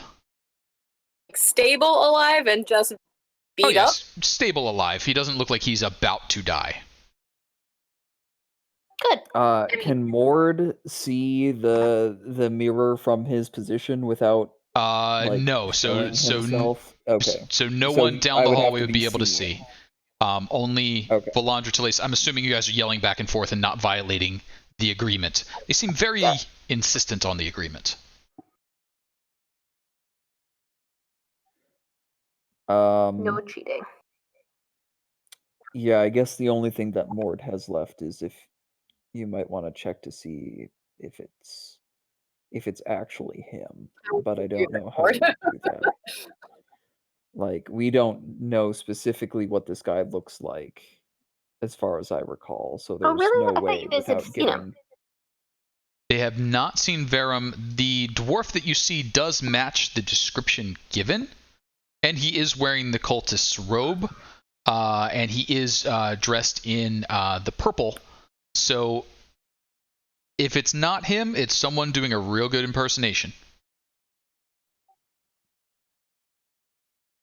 But you are seeing this in a reflection of a mirror down a hallway held by a Yuan-ti. So That can cast spells. That like can a cast weakness. spells. So there is doubt. But so far your insight checks have not revealed them to be lying. Can we watch them cut off a finger and then have them bring it to us? Again, that can be an illusion too. So, Mord, if you want to ask for that, I'm going to need you to actually ask. No. Well, I'm not down for that. I mean that's fair. You just, I'm just at saying, least like, voice the suggestion so I can hear the reactions to it.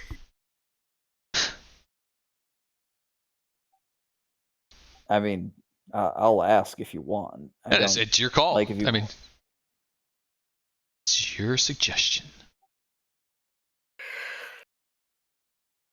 No, I don't. I don't know if Mord is that serious about that. Is he wearing the mask? He is not wearing the mask. So it does come off then, not like fused to his face. Good to know.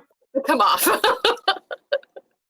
And you do recall Resmir, who was aware of the mask, was not wearing her mask when you fought her.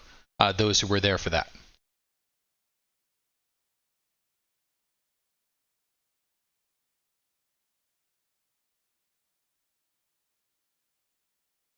So, if you have no more questions...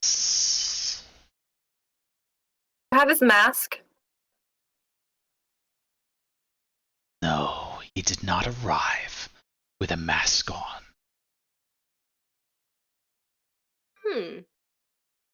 Well, why ever not? If you wish us to question him for the next 24 hours, we will, but we cannot ensure he will survive the process. Well, that would be very counterproductive for someone who wants to use him as a bargaining chip.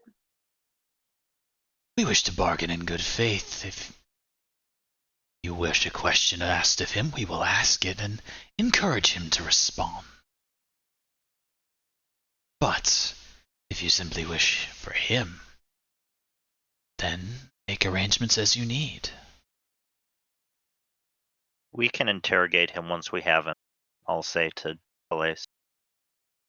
Or they can, referring to people who sent us here. Sure.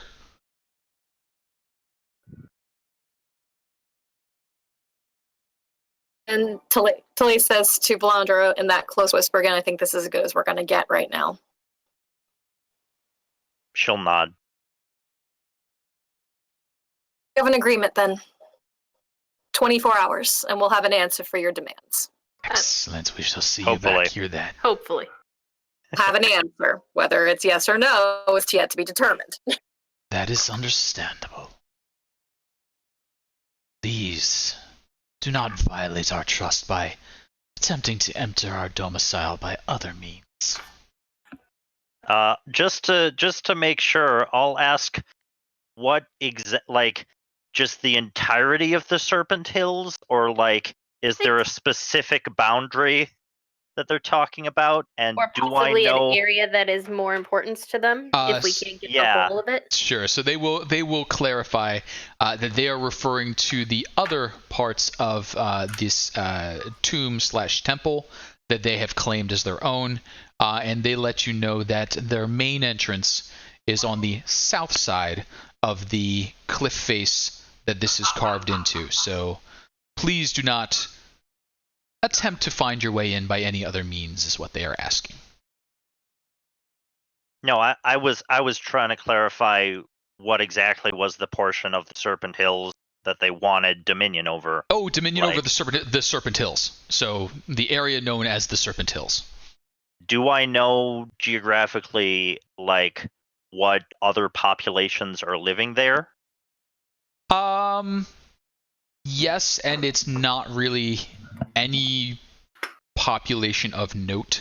It is primarily ruins, mostly because there's a bunch of Yuan-ti roaming around killing people, as well as orcs and other such things. So okay, so there's not really like towns or villages, so we wouldn't be forcing people off their land. They just want the recognition. No towns or villages of note. There are going to be some homesteaders and other types around that would be forced off their lands. So there will be some families displaced, but not like, a town. More like, okay, yeah, we tried to strike out on our own and set up this town, and now we're getting driven off our land. Darn the government. They took our jobs. So, with that, the Yuan-ti feel things are concluded. They begin moving back down the hallway and around the corner. They seem to have honored their part of the bargain. They do call back, of course, you may cross the area now that our negotiations are concluded, and we wish you well. So they're back down there. You can hear and see that as they withdraw, guards are taking up position and fortifying that area and that corner.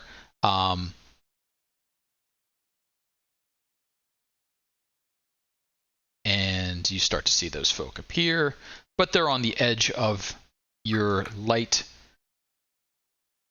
and they don't carry lights themselves.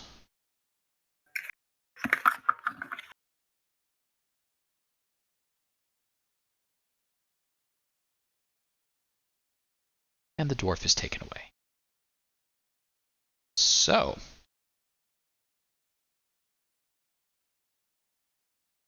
where would y'all like to go, and what would you like to do? Telaise is going to go back to the group and put her armor back on. Sure. yeah. Well, shall we convene at the stove outside and take shelter there for the night? Are we allowed to go back to the stove? Sure, as long as you don't go through that one doorway. Oh, yeah, and he's talking about the stove outside, not like by the devils. At which doorway we're talking about? Because no one pointed, and sure. I wasn't even allowed to. Sorry. So let's see here. Objects and tokens, arrow, layer. Okay, so can you see my orange marker? I can. Okay, so this doorway right here, the devils have told you, anyone exiting from that doorway, they have been bound to attack. And they basically told you they're going to rip off your faces and wear them around, like party hats, if you come out that doorway. But you can cross this way. And when the party first arrived, there was an encampment right here that had been destroyed. And there is a stove that was torn out of the wall, and some attempt at baking that had gone terribly wrong in it. But Mord was interested in giving it a try. Then you got distracted and wandered inside. Okay. All right. Yeah, head back to the stove. Sure. And we're going to pick a time. We're going to say it's probably 3 o'clock in the afternoon. Just picking a time out of my hat here. And so you have a little bit of daylight left. And then you will have a night. And around 3 o'clock, tomorrow afternoon, you are expected back with the Yuan-ti. In the meantime, you may take a long rest. That'll get you to the middle of the night, change out spells as necessary, and then make your call. So you're probably going to be waking up some rather high and mighty people from their sleep, but such is life. Okay. Ruqiyo, are you re-preparing sending, or am I re-preparing sending? Rock, paper, scissors? I mean, I guess... Suddenly everyone misses the orc twins. I mean, I gladly can. I guess technically you can do it and then recover that spell slot. That is possible. Which is not an ability I have. So. All right, then me. Okay. And we're going to teleport everybody over to the campsite area. Mord will start preparing dinner with whatever he has with him, and start. I mean, we can use the ruined buildings as shelter, right? Like the roofs haven't completely caved in or anything. Sure, absolutely. Dinner passes eventfully / uneventfully. It's delicious and nutritious, but nothing particularly exciting about dinner. Following dinner, I'm sure some folks are probably going to want to rest and get their spells changed out, and then we can get into sending. But before the sending, there comes the rest, and during the rest, I need a special D20. Who would like to roll me a special D20?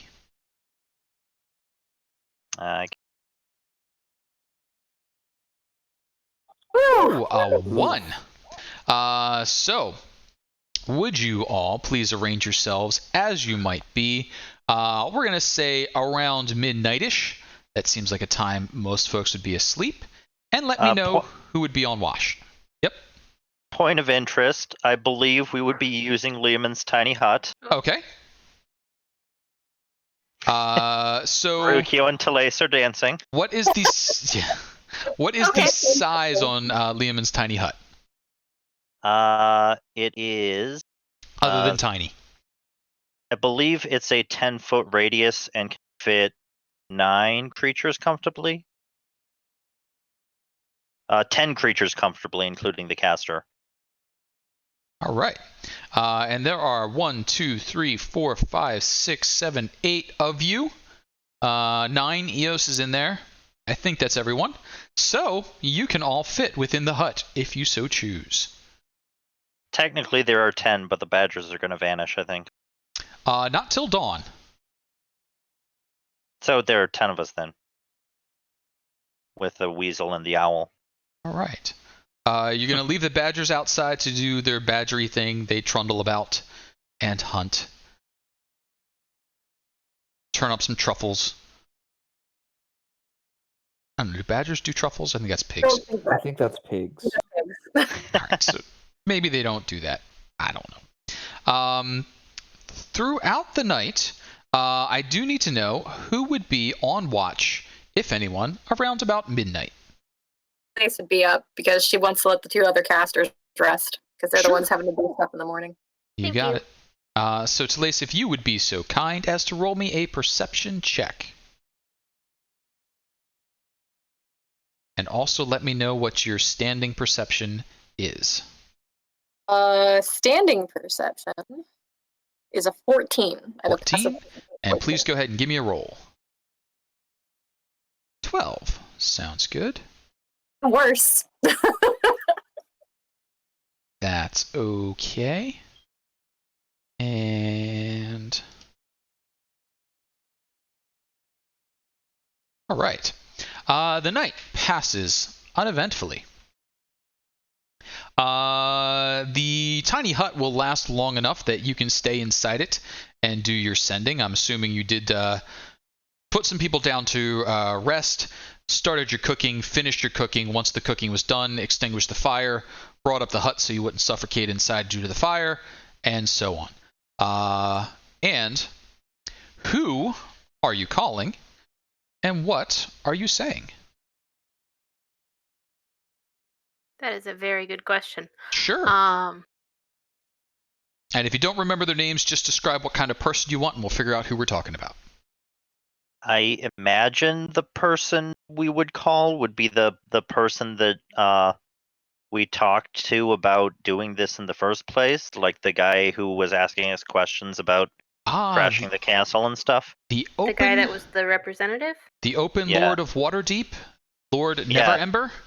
Yep, that sounds like him. Oh, he's gonna be grumpy. I mean, we don't really like him. Dagult Neverember. You may certainly try and rouse him from his sleep if you choose. And I believe with sending, you basically get 1 or 2 sentences in. 25 words. 25 words. We're not going to count words here, so 1 or 2 sentences, maybe 3. What are you saying? Let's see. So we want to tell them what's happening, what we need, and their response. So we've probably confirmed that the Yuan-ti do have Verum.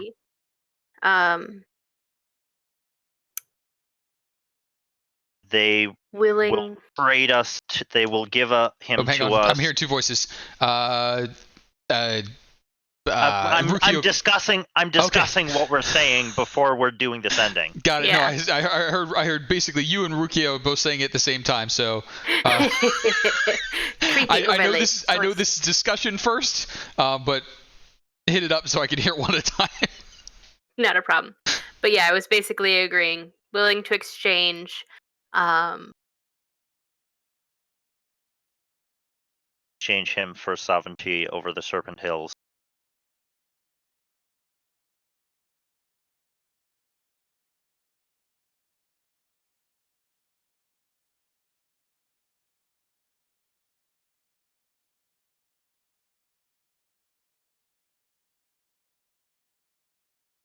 Does the Sword Coast fall in the Lords of Waterdeep's domain?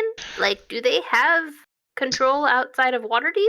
So, give me a quick Well, no, you guys have been through the sovereignty discussion already. So, it's not so much that they would be granting land to them. Nobody really controls the Serpent Hills. They would be recognizing their claim to it. So, basically, they're saying, hey, we're not going to try and invade you or put bounties on the Yuan-ti anymore. What other people do, we can't really control. But, we're recognizing you the same way we recognize Lord Neverember here as the ruler of, the Neverwinter, or, Chloe as the lady of...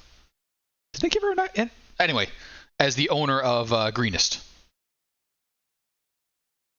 And then you put her in a bubble.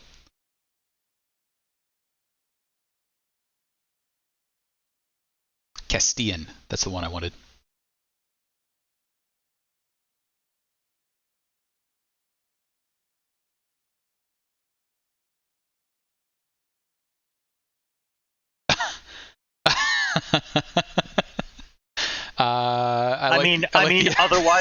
Otherwise we're gonna fight them all. That is the other option. We're not. Yeah. There are only 2 choices here. We're coming back naked, or we're fighting them. I somehow don't believe that would, cause them much concern. Yeah, all of a sudden the High Riders are all like, option 2. Sorry, Ash. But that seems like a decent phrasing. What the problem is, what's going on. You get that message off to Lord Neverember. You get a what? Oh, understood. I'm back in touch in a moment. As you wake him up and he stumbles out of bed and goes fetches, and eventually gets a sending back to Valandra. No, wait, sorry, who sent it? Ruqiyo. Ruqiyo sent it. So sending comes back to Ruqiyo. We will recognize the Yuan-ti's claim to the Serpent Hills, provided that they can muster a force of 40 troops for the efforts against the Dragon Queen. So You can have it if you can defend that. Makes a certain amount of sense. Been a lot of troops to ask. say again? Ask. That's actually really reasonable. Yeah, so 40's what in my mind a basic lordling would need to come up with to satisfy a muster. So they're not making demands as they would a king, but it seems like they'll start the conversation. 40 troops to the cause and one ransomed prisoner. Mm-hmm. Fair. Yep. All right. I was gonna say, sounds like a not terrible It's a terrible good deal. deal for them. I didn't expect him to actually just say yes. I was like, maybe here's 2 miles of the Serpent Hills. Yeah. I was expecting them to say no and us to go back and be like, hey, this is what they said, and then for us to get into a fight. But yeah. I mean, not that that's completely off the table, depending on their response, but... Sure. So, with that, you have your response. The remainder of the night passes, and eventually, it comes round to dawn. Now, give me a quick reminder. How long does the bubble last? 8 hours, so just long enough for a long rest. You got it. Although he can cast it again because it's a ritual. It is a ritual, so it can be renewed.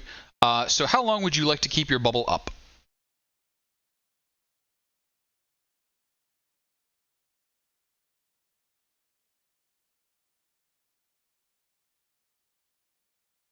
Kasey? Oh. Yep. Yeah, the other Kasey. So your bubble can be renewed every 8 hours. So if you wish to renew your bubble, you can carry it forward, or you can drop it. Bubble. The Liamon's tiny hut. Oh. Me. Okay. Yes, it is. Totally is. I mean, I guess if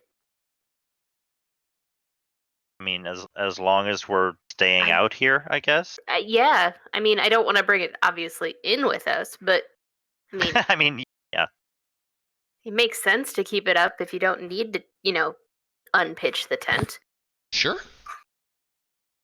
So time passes. So Badgers vanish.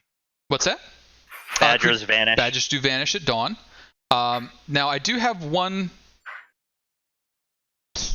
question. Roll a d8, Meridia. Meridia's using another. Okay, sorry. Not yet. You can. Hey, Direwolf. So we'll change that one out. And so I'm going to ask a impolitic but important question, and that is, there's not a bathroom in a tiny hut. No, there's not. And we're talking about 24 hours here. So, who wants to volunteer to be the first to answer the call of nature? Constitution checks. Yeah. No. That does seem to be the case. No, I think it's probably Mord. Okay. So Mord, a thing is going to happen to you.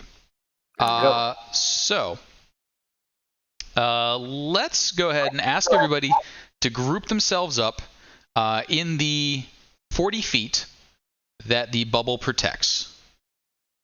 20 feet, 10-foot radius. Oh, 10-foot radius. Wow, that is super tightly packed then. Yep. So we'll say basically the... Just within essentially, that little bubble there. Yeah, essentially the...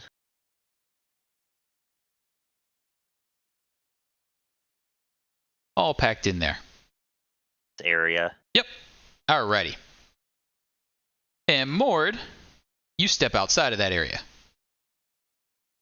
Yeah, I do. Yeah, you do. Is that what is that to the right to the south of the campfire? Sure, direct to the south. That is an old, dried-up well. Well, okay, no, never mind.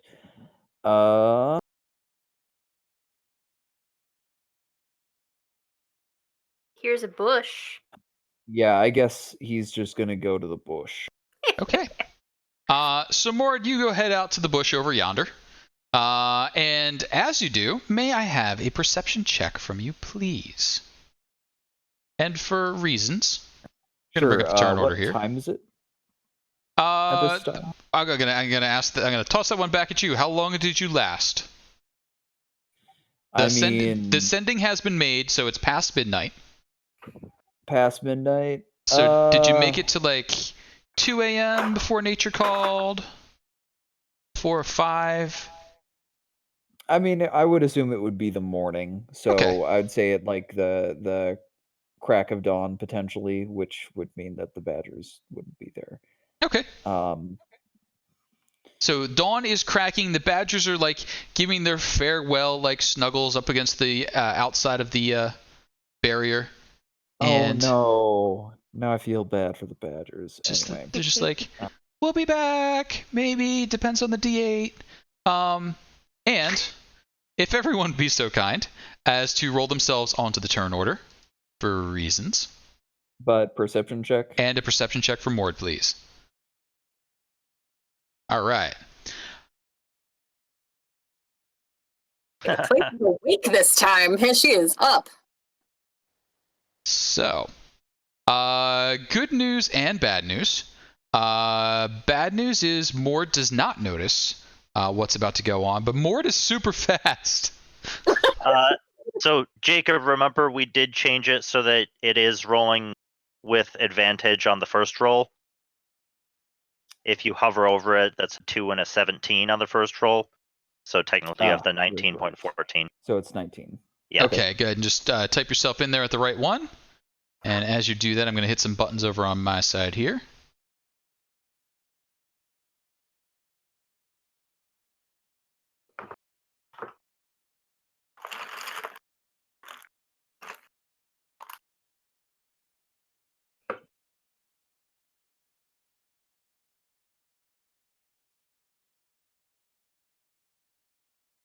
And Mord,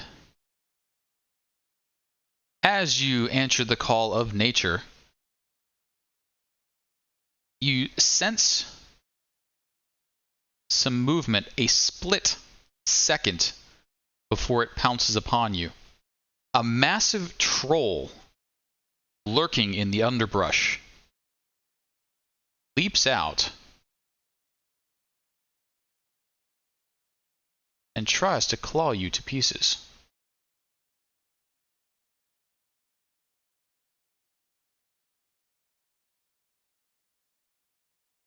Womp.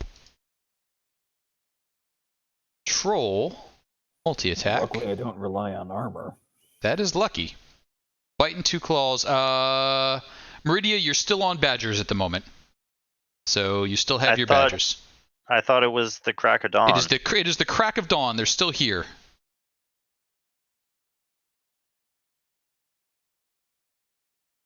Dawn is not yet cracked. It is cracking. But troll leaps to attack. Bites. 23 for 6. Pair of claws. 27 for 16. 21 for 11. This guy's coming out swinging. Telaise, unfortunately... What are you doing? You are within the bubble at the moment. Can we have a description of it so I know what I could potentially know or not know? Oh, sure. Laying out in the grass, a troll was waiting in ambush. It appears the tiny hut. Tiny hut is a bubble. Literally, it's just a bubble. Of force, it is opaque from the outside, but you can see from the inside out. Okay. And the bubble is basically taking up the campsite area. You're all fairly crammed into it. It's only about 20 feet radius, so you're sleeping pretty tight. But 10-foot radius. 10-foot radius. 20-foot diameter, 10-foot radius. Let me get that right eventually. So you're sleeping pretty tight together, and Mord was like, gotta go out. He headed out. A few seconds later, you heard a roar. Yum, yum, yum. I can see this happening because from the inside, I can see everything outside. From the inside, you can see everything outside. There's a faint, shimmer to it, but you can see through it. With the tiny hut, you cannot cast spells through it, though. So you would need to leave the hut to do anything. Though you can leave the hut, cast a spell, and then walk back in. That is possible, yes. Although Ruqiyo cannot Ruqiyo do that cannot. because the moment Ruqiyo leaves the hut, the tiny hut's gone. Correct. Could she lean her head out only? You have to step your whole body out to have the effect. She could have her weasel go out and cast touch spells through the weasel, though. Cannot, actually. No? No. Spells, nothing spelly can cross, so you can't even really have a familiar out there. The spell can't cross the barrier. The familiar is not a spell, it's a called creature. You would not be able to cross the barrier with the spell, the touch spell. Okay. The spell. It sounded like you were saying the familiar can't even go out of the hut. The familiar can exist out there. Yeah, the familiar can exist out there. The spell that's what can't I go was through. objecting to. Yeah. The other ruling, that's fine. I was like, wait, what? Okay, cool. Okay. She will. Let's see. How far away is this thing from me? Oh, this is fine. Which way is out? Because we seem to be a bit spread further than 10 feet on the inside. 10-foot radius. So it's essentially these 4 larger squares. Yeah. Bingo. Except you. at Thank the you. circle. But We're gonna go with square. Easier that way. It's D&D. We square our circles. Except when we don't. Yeah. Pythagoras was a chump, and we square the circle. And yes, Eric, that troll was super lucky. Right. She's gonna take a step out. Mm-hmm. And then she will warm up her vocals a little. Sure. Forcing a troll to make a wisdom saving throw. Why not? Yeah, he doesn't. He will be at disadvantage on his next attack and takes 5 psychic damage. Then she'll step back in. Certainly may. Mord, what you doing? Well, Mord has just gotten up. He he's a decent morning person, but his self-control isn't that great in the mornings. So he is going to start foaming at the mouth as I'm assuming he brought his weapon with him at the very least. Oh yeah, you're an adventurer. Yeah. But I don't know, I guess, if I would have them, I would have my weapon at my side, but I'm not sure if I'd have my shield on. Probably not your shield. That might be hard to hold and aim. Yeah. Well, aiming. That's not Mord's thing. But he will draw his weapon. If not, maybe not his pants. I'm not sure if he's... I mean, this is an ambush troll. It's going to try and go for you at your most inconvenient moment. Yeah, so no, I think he's raging and then going to furiously just swipe at the creature recklessly. Why not? Recklessly, why not?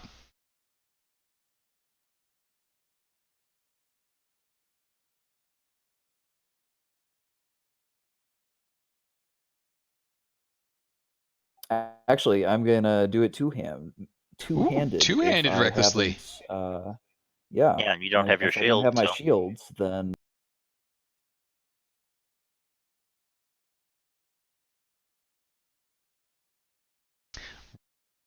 Reckless indeed. Raging and bludgeoning. That is 18, 21, 28 points of bludgeoning damage. Wait, I did that wrong.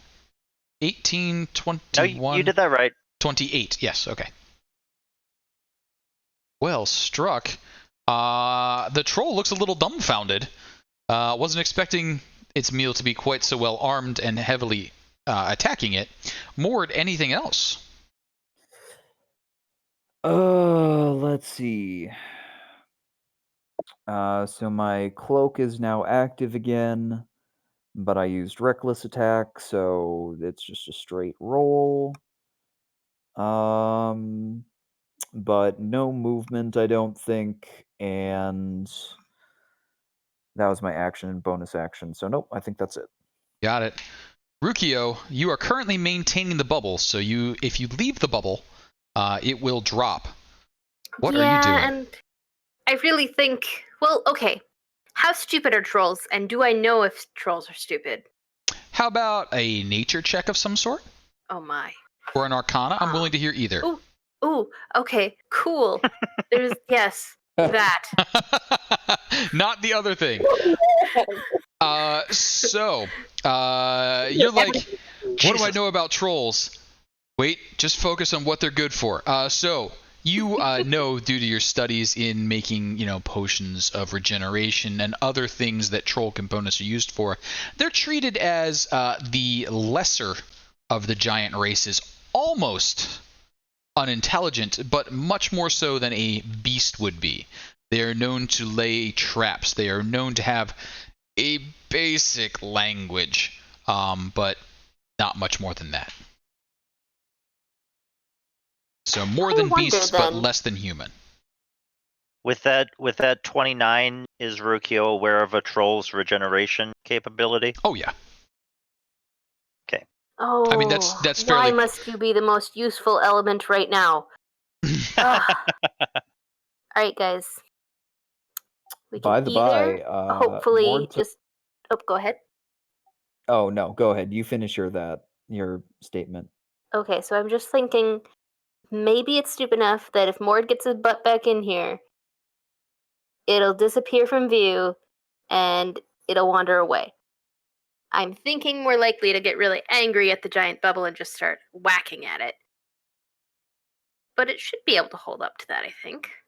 Yep. The bubble is impervious.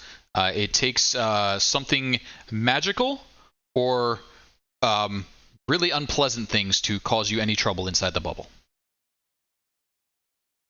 Do I have any...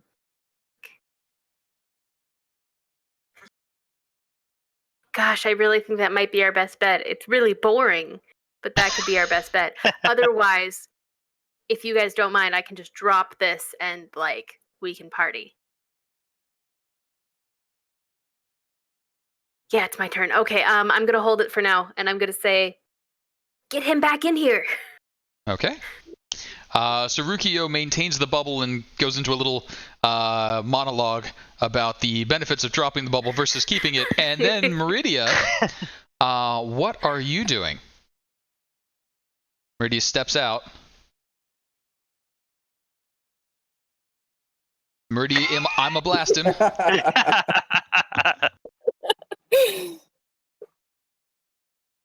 That's a good blast. Nice blast. 13 points of forceful damage. Feel like there's more than one coming though. A 13 is going to miss though. And Meridia ducks back inside. Well played, Meridia. Badgers. Would you like to send the badgers after the troll? Yeah. Certainly may. I already deleted them when we said. Oh, sorry. Crack of dawn though. Let me drag you some badgers back in. Badger. Big one and a small one. One little one. One big one. I believe the badgers were actually playing over around here, though. So they might not be able to get up there in one turn. What's a badger's speed? Little badgers, 20 feet per round. Big badgers, 30 according feet. to Meridia. So they would be dashing. The big guy could get up next to it but not attack. Little guy could not even get up to it yet. He's just trundling along doing his badger best. So the little guy could be like... Hey, I mean, close. I mean, he's a badger. He's trying. He is doing his best. Meridia, anything else for you? Alrighty. That'll bring us round to Valandra. Valandra, what are you up to? Valandra will... Moment. Sure. Third. Okay. Valandra will just move right outside here. Mm-hmm. And will yell to Mord to get back in the tiny hut. So I guess that's what we're going with. And let's just do a Sacred Flame. Sure. DC 15, dexterity saving throw for the troll. It is not that dexterous today. That's a lot of damage. Yep, that was almost max. 15 radiant damage. This troll does not look fantastic at the moment. Not that it ever did. Valandra, anything else? Nope, that's it. All right. That's going to bring up our two other mystery guests. Are you getting back in the hut? I am not, because if I do, then I can't reach the troll if Mord does not come back. So I'm standing right there until Mord comes back, and if he doesn't, then I'm running up. Right. Troll. Which one first? Lower troll first.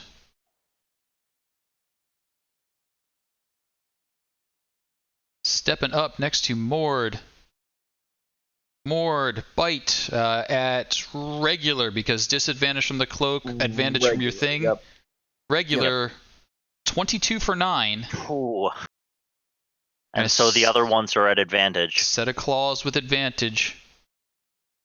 26 for 15.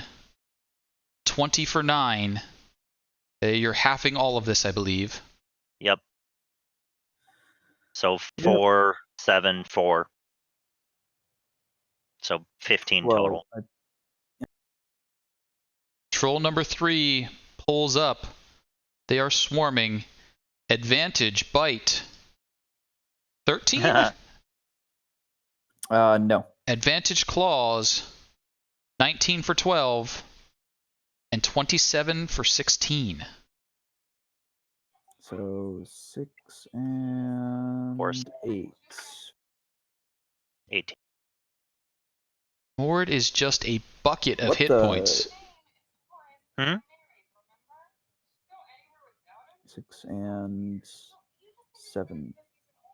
4, 6. What? Where do you get? Well, the first one doesn't hit. Oh, I'm sorry. Yep. Nope, just the 6 and the 8. Okay. And are we caught up on the math? So. Yep. All right. Mord, the original ambushing troll, his turn comes around. He's going to try and bite claw with advantage. Bite. 22 Advantage. for 5. Sorry. Yeah, at even. Yeah. Either way, he got you. But yes, thank you. Disadvantage on that one. That is now expended. Get back up there. Point damage. Barbarians are ridiculous. Pair of claws now with advantage. 22 for 14. 19 for 16. Oh.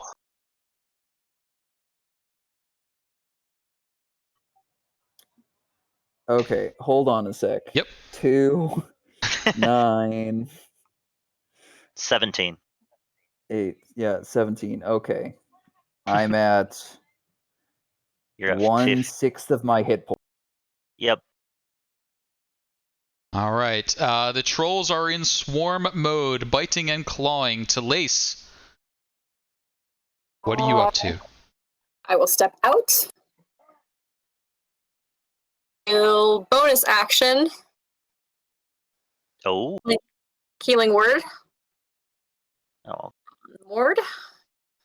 Yep, absolutely. A heck of a lot, but it's something. Did not add my modifier again. Yep. So Get that's that 9. added in there. 9. That's actually 9.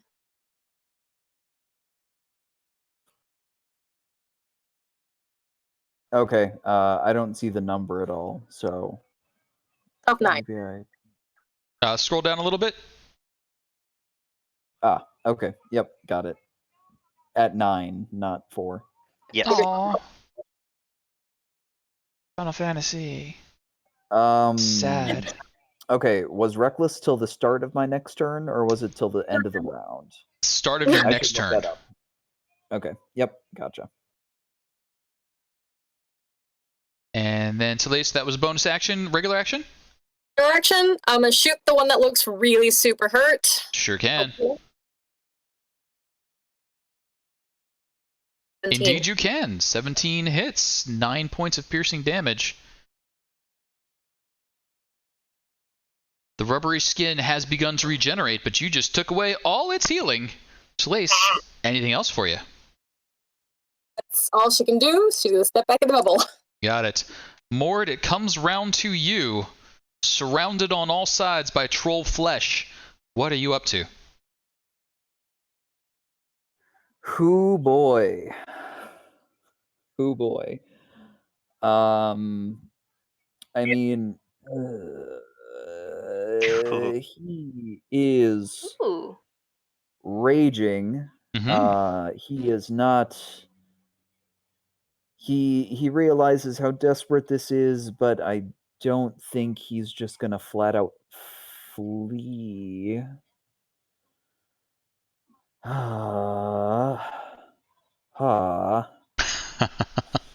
Wow. That was a ton of damage. Mm-hmm. Okay. No, he is a barbarian. He is going to attack the troll that first attacked him. Sure can. Not recklessly, unfortunately, but still two-handed. Southeast, two-handed attack. Let's see it.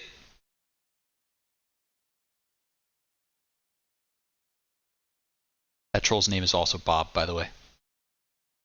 Ooh, nice hit. Also a nice hit. 13, 16, 22 points of damage. That troll is still, unfortunately, on its feet. Ooh, you right? Are there someone's hiccuping, or... It was a noise. But Okay, Mord, anything else for you? Can Mord slip in between those two trolls? Like, I don't know if I can, because they're kind of taking those spaces, but they are taking those spaces, so retreat would be blocked in that direction. You would have to go. I could go either that way. Yeah. Or that way. Yep. Gotcha. And you could. This wall is vaultable, so you could go here, climb 5 feet, and drop off the other side of the wall. Oh, that's a vaultable wall. That is a vaultable wall. It is knocked down. I thought it was like a building. Like it is the remains of a building. But okay. Okay, remains of a building. Cool. In that case, oh god, that's going to be 3 attacks. That would be 3 attacks. The cloak is functioning again. I understand that, but they have been rolling reckless. real well. Yeah, they have.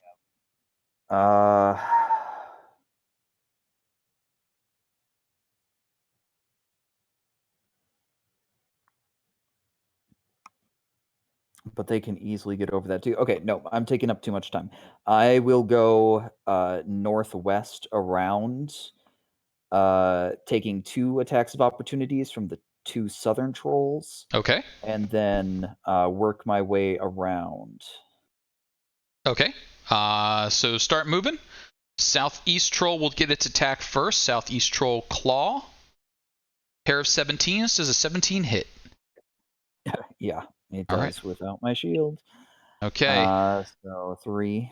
3, so that negates the cloak. The second one, standard attack, claw. 24 for 12. 6 more. And they seem to have your name written on their claws.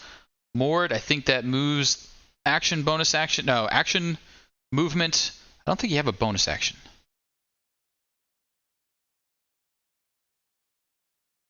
You gonna move Okay, just so I've that used- far, or are you gonna take the Yeah, third one? I'm debating. No, I think he's gonna Because if you gonna move continue- back further. No, he's Okay. gonna continue to move back. I was just hoping to not get hit each time. But he'll take the rest of his movement, which Okay. is 10. 10? Is that All right, your as you speed is 40 now, isn't it? I think it's still 35. Oh, okay. Barbarian does pick up movement eventually, but I'm not sure when. So as you double check that, Troll will take its final claw attack as you try and get away. Oof, 26 for 13. Oh, right, you're a dwarf, so you started with 25. Never Yeah. mind. Troll dice are on fire. Good thing that Telaise did that healing word, otherwise he would be unconscious right now. Yes. Which is not what we want. So, I'm surprised that you were surprised that I was going to do healing. so as we come round, Ruqiyo, Mord has taken a tremendous beating out there. Oh gosh, and I can't even My lean pants out. are down still, by the way. Like What was that? Cloak my pants are not up. Yeah, he's shuffling along.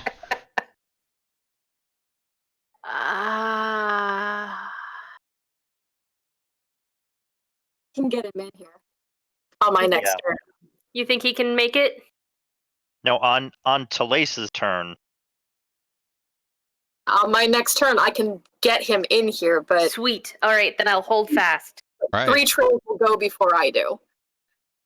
Yes. I'll keep him up. Okay. You do you. Okay. So Ruqiyo maintains the bubble, and Meridia and the Badgers. What's going on?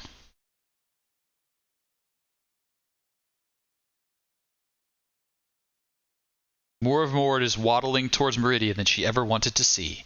Meridia, banishment on the far troll, 60 feet. That's in range. One creature. Yep, it's a creature. Charisma saving throw. Yeah, troll specialty. Let's go ahead and see that charisma, troll. Nope. Troll is banished.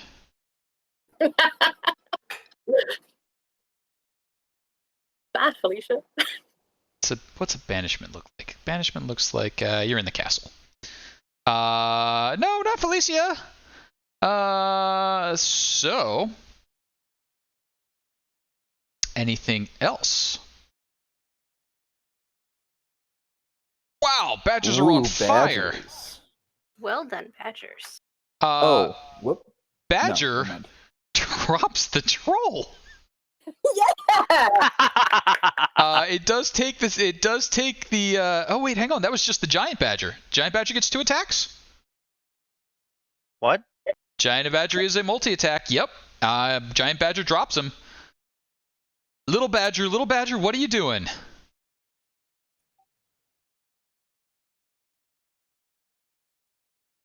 Hey, Badger don't care. Yeah.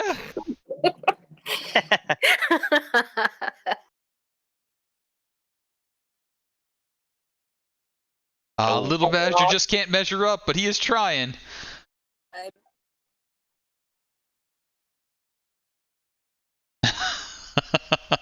All right. And Big Badger stepping up. All righty.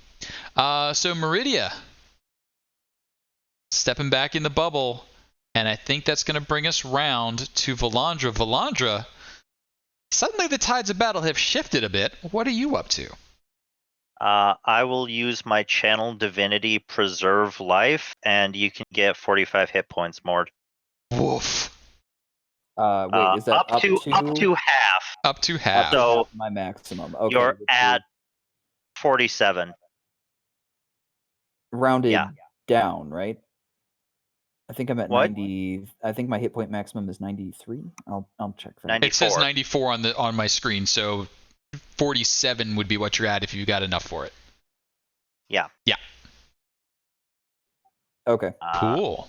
So that was my action. Let's see. No, I don't think I have any bonus actions I want to use right now.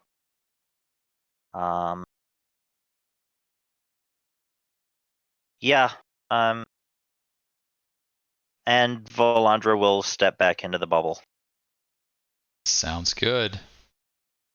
Troll is banished. Other troll tries to make a meal of these badgers. First, the little badger. Little badger, 8 points of damage, and it goes down the gullet. Big badger,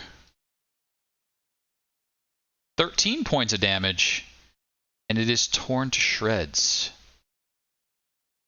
Troll steps up next to Mord, claws. 22 for 12.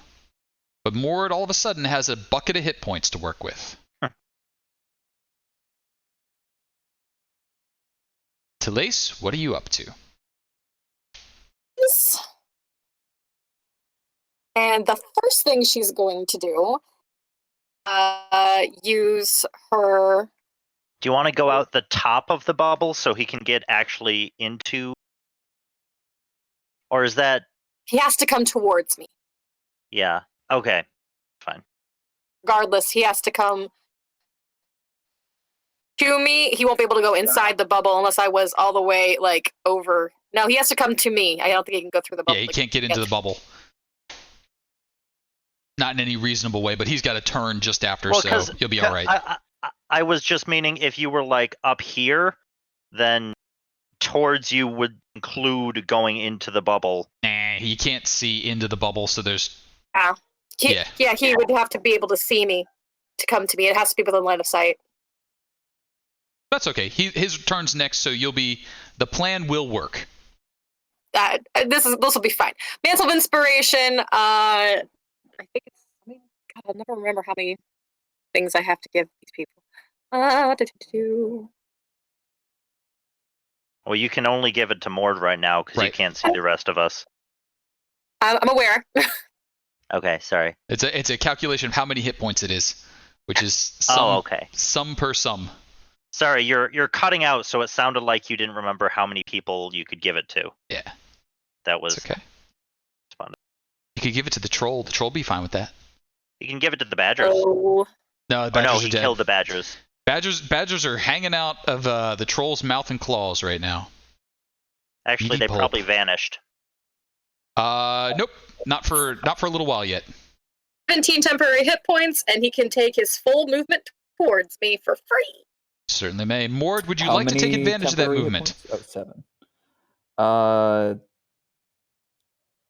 No, they vanish when reduced to 0 hit points. Got it. So 7 temporary hit points and full movement. Yep. Towards me. Or you could stay and fight. You could take him. Telaise. That was, I think, a bonus? It was a bonus action. So what do we do with an action? Shoot the one that was on top of Mord. Sure can. 18? A little too much posing, not enough aiming. The arrow goes stray. But you looked phenomenal, and Mord is now safe. It's great in the else? mornings. And she's like, get inside this bubble, and she steps inside. Mord, What you doing?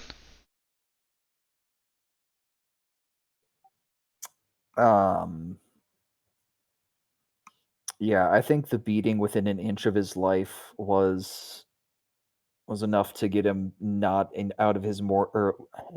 enough to get him out of his morning rage.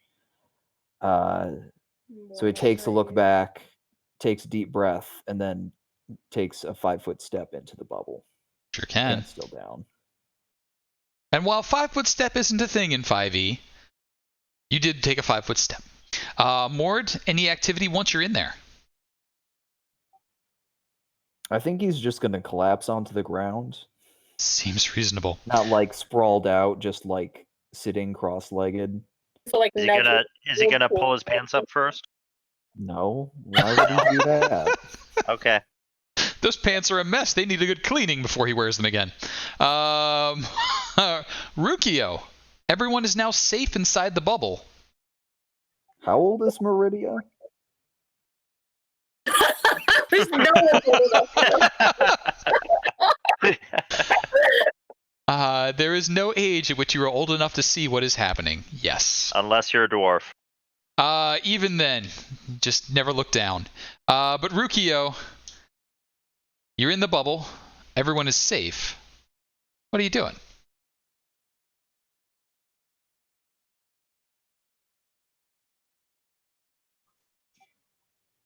Oop, are you muted? You are muted. Yes, Kasey. I am. Okie dokie, that's better. So I think we're gonna like think quiet, happy thoughts, and it's going to probably get loud because they're going to get up confused and angry, but we're gonna be okay. And if it doesn't work, then we'll just blow everything up. Okay, guys? All right. Good talk. It's cool. You know, it's cool if we have to blow things up because we've got more than 8 hours before the meeting, so we can always rest again. So with that inspiring speech, Meridia, what's your plan?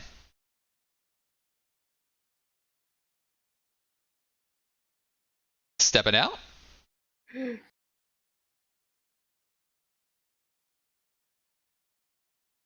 Oh, a 12 and a 10 both miss. Gone stray. It was more fault, I'm sure. Yeah, she is shaken to the core. Heavily distracted. As Meridia steps out and back, Valandra. You have brought Mord back from the near-death experience. What now? Just step out, Sacred Flame, step back in. Sure. Troll's going to attempt to dex out of that one. Going to fail and take the burn. 10 points of radiant damage. Not 100. I mean, I'm cool with that too. I mean, that seems like a lot, though. So, as I fix that, anything else? Nope. Right. Valandra steps back. That's going to bring up our banished troll who does nothing. That's going to bring up our troll who has seen you all disappear behind this shield that it was not able to pierce during the night. It is getting burned and flayed, can't do a thing about it, so is going to retreat through the doorway and out of sight. Telaise. There's no enemies anymore. No enemies anymore until the banished troll returns. Then there will be a moment, at least, when there is an enemy.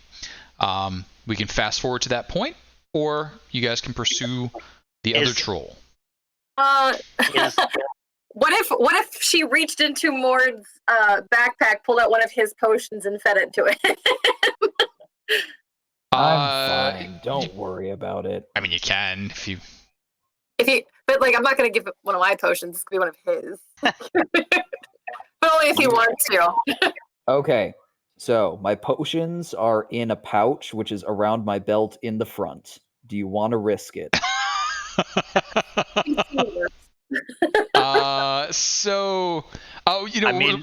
drop the members of the party who would want to risk. So is anyone doing anything? Or who would be willing to? Prior to the banished troll returning. Is there a roof on this building? There is not a roof on that building. My owl will fly up, see if the troll is still in the building or if it's fled past it. As your owl flies up, it can see the troll starting to skulk away from you all. It is hiding, and eventually the owl loses track of it. How far away was it when the owl lost track? 100 feet. Okay. High grass, overgrown weeds, home territory.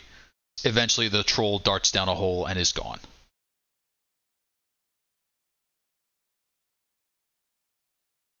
I know what Telaise will do on her turn. She will prestidigitate his Mord's pants so they're clean again. That's what she does on her turn. Sure. That is probably the cleanest they've looked in a long time. Well, All right. Anyone else doing anything before we cycle back to Banished Troll? Nope, just catching my breath. Banishment lasts for what, a minute? A minute. A minute. Yep, so you guys have basically... So we cycle through, you guys see the other troll escaping. Banished Troll will be back sometime in the next however many seconds that you want to prepare. You guys have up to a minute to do stuff. Based on what the other troll did, you suspect this troll is going to hightail it. Or you could lay an ambush for it. What would you like to do?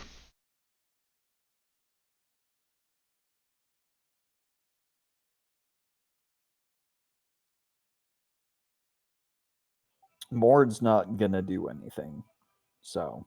Okay.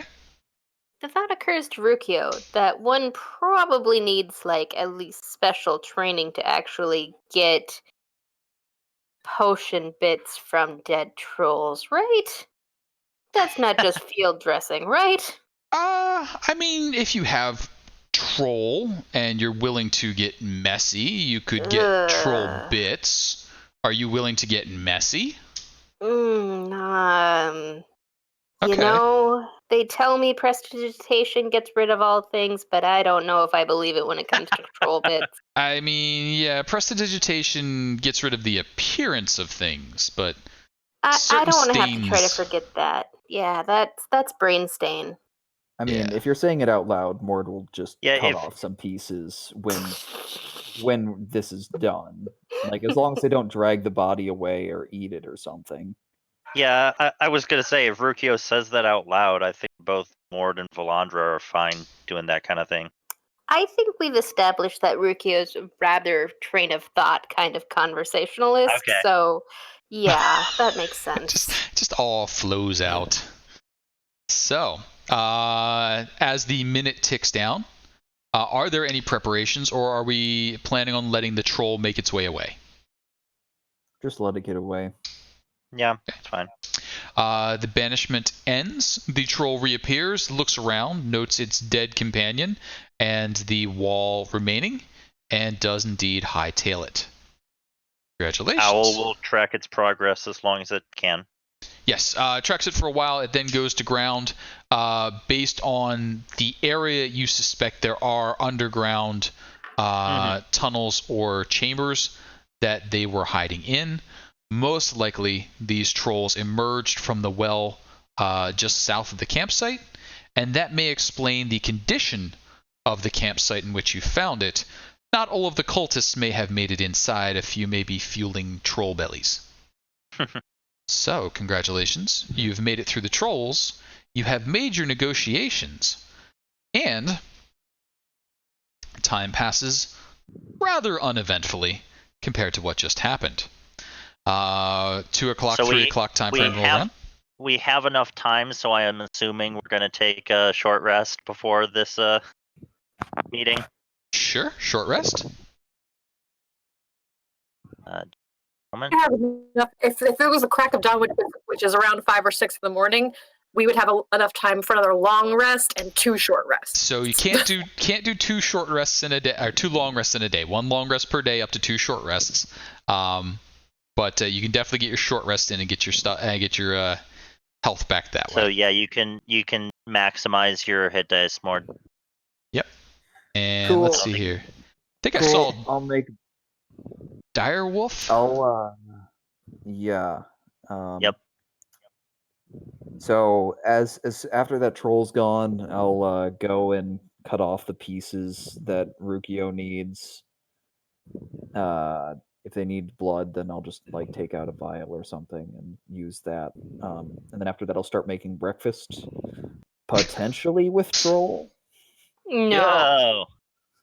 I I mean, mean, you're free to do you got so, you, but you're and the only we know one who's not gonna to be ask. eating it. I guess you and the direwolf would be the ones. Direwolf might like troll. I don't know. I mean, Yeah. troll is a wonderful food. It's effectively pre-jerked. I mean, Gross. if you keep it in the refrigerator, it grows back over time. So it's a self-regenerating. It's like having one of those alfalfas. Delicious. That sounds awful. So, breakfast happens. Giant direwolf appears. Direwolf is big.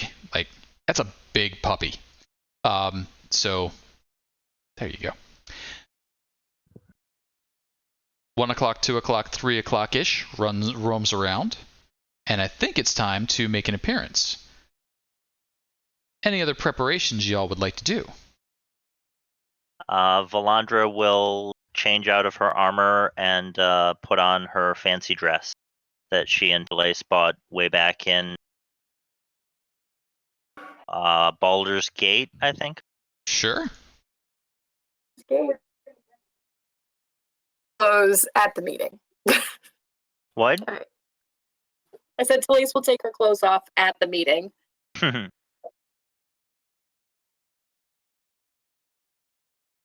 Just I to- guess you never know quite when something's going to happen. Always be prepared.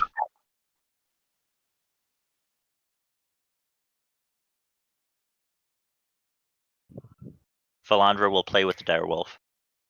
I should change these around, actually, since I did actually prepare a different cell this morning. That would Direwolf is be like- We should be Good actually, idea. correct. He is literally the size of a horse, yes. Direwolf Guys? is huge. Guys, Yep. I'm gonna say that before we actually head out there, I mean, they can probably tell, but I would like to be able to talk to y'all when you're around a corner. And so I'm gonna make sure I've got raries up today. That seems like a good nice. idea. that is a ritual spell, so you don't need it prepared in order to cast Oh, it. you're totally right. We can just do it before we go up into the room. Yeah, What is as long as you take 10 minutes. Various telepathic bond. Group telepathy. Telepathy. Telepathy, thank you. Regarding the time question from Twitch, it's an approximate thing, mostly based on the sun.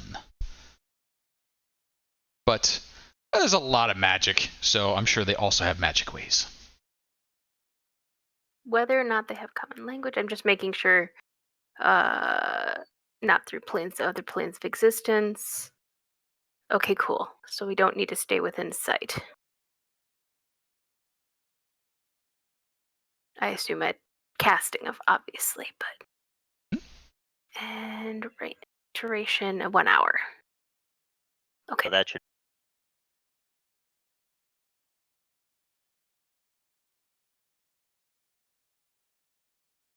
We're gonna go with that. You hope for the best, you prepare for the worst. Mm-hmm. I see what you do. Drag some folk over to that area. Please go ahead and arrange yourselves as you would.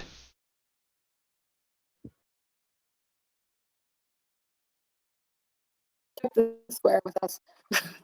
You can see the Yuan-ti further down the way. As you start to approach, they make a show of putting aside their arms and their armor. They approach as well. Valandra is wearing her pretty dress and her holy symbol. So pretty obviously no weapon. Seems reasonable. And they give time for everybody to clear out of the way of the hallway as necessary, and they get their guards out of the way as well, so the hallway is clear. So, what have you to offer for us?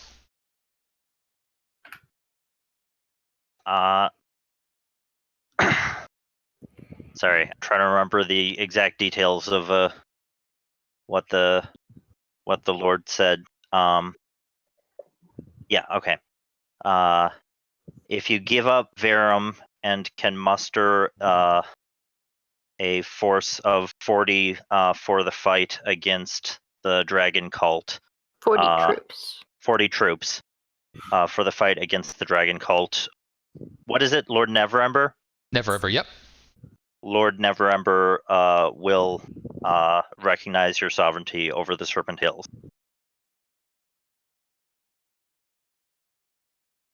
All right. And do me the kindness of making a persuasion with advantage, as you do have an assistant. Okay. Okay.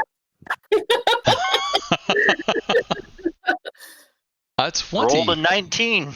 is a very well done presentation.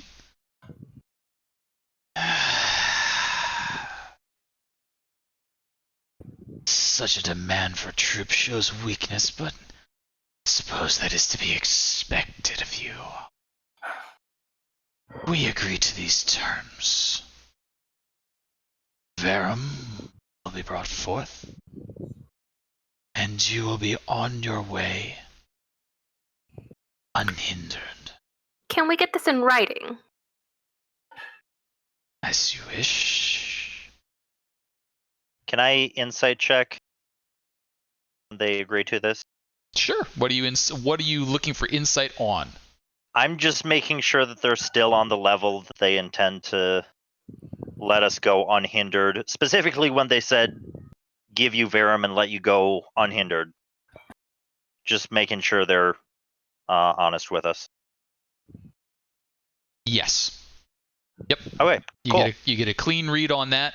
It seems like they're willing to give you Verum. They've accepted you at your word and are ready to make that deal. Are either of you, Telaise, Valandra, offering the pen and paper to scribe this deal?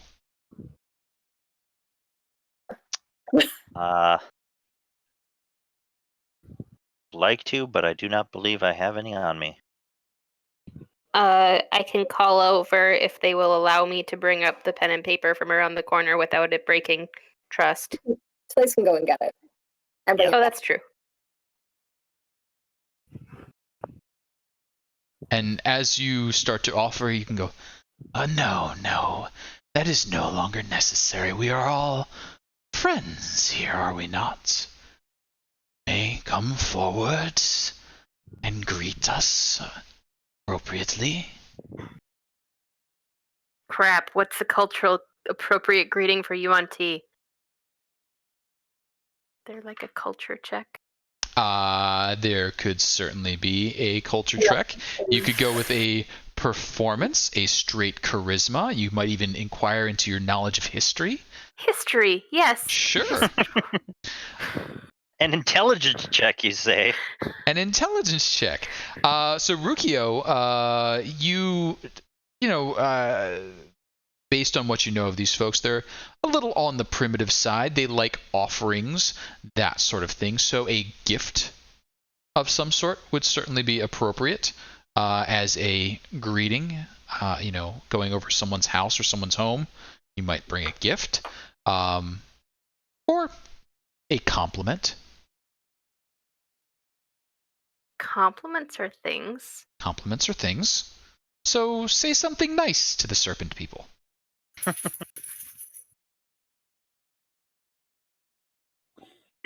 God. Good. What nice teeth you have. I mean, what? No.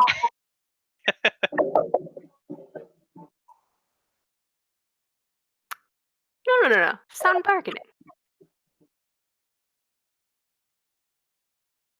they did a very good job getting what they wanted. Mm-hmm. And hey, we didn't kill each other. So that is, they showed excellent restraint and temperance and, long thinking, and that's amazing and that's awesome, and I will shower them with praises. Sure. All right. So they seem to, listen as you, offer these praises to them, and one looks to the other and says, We did choose the appropriate two to speak.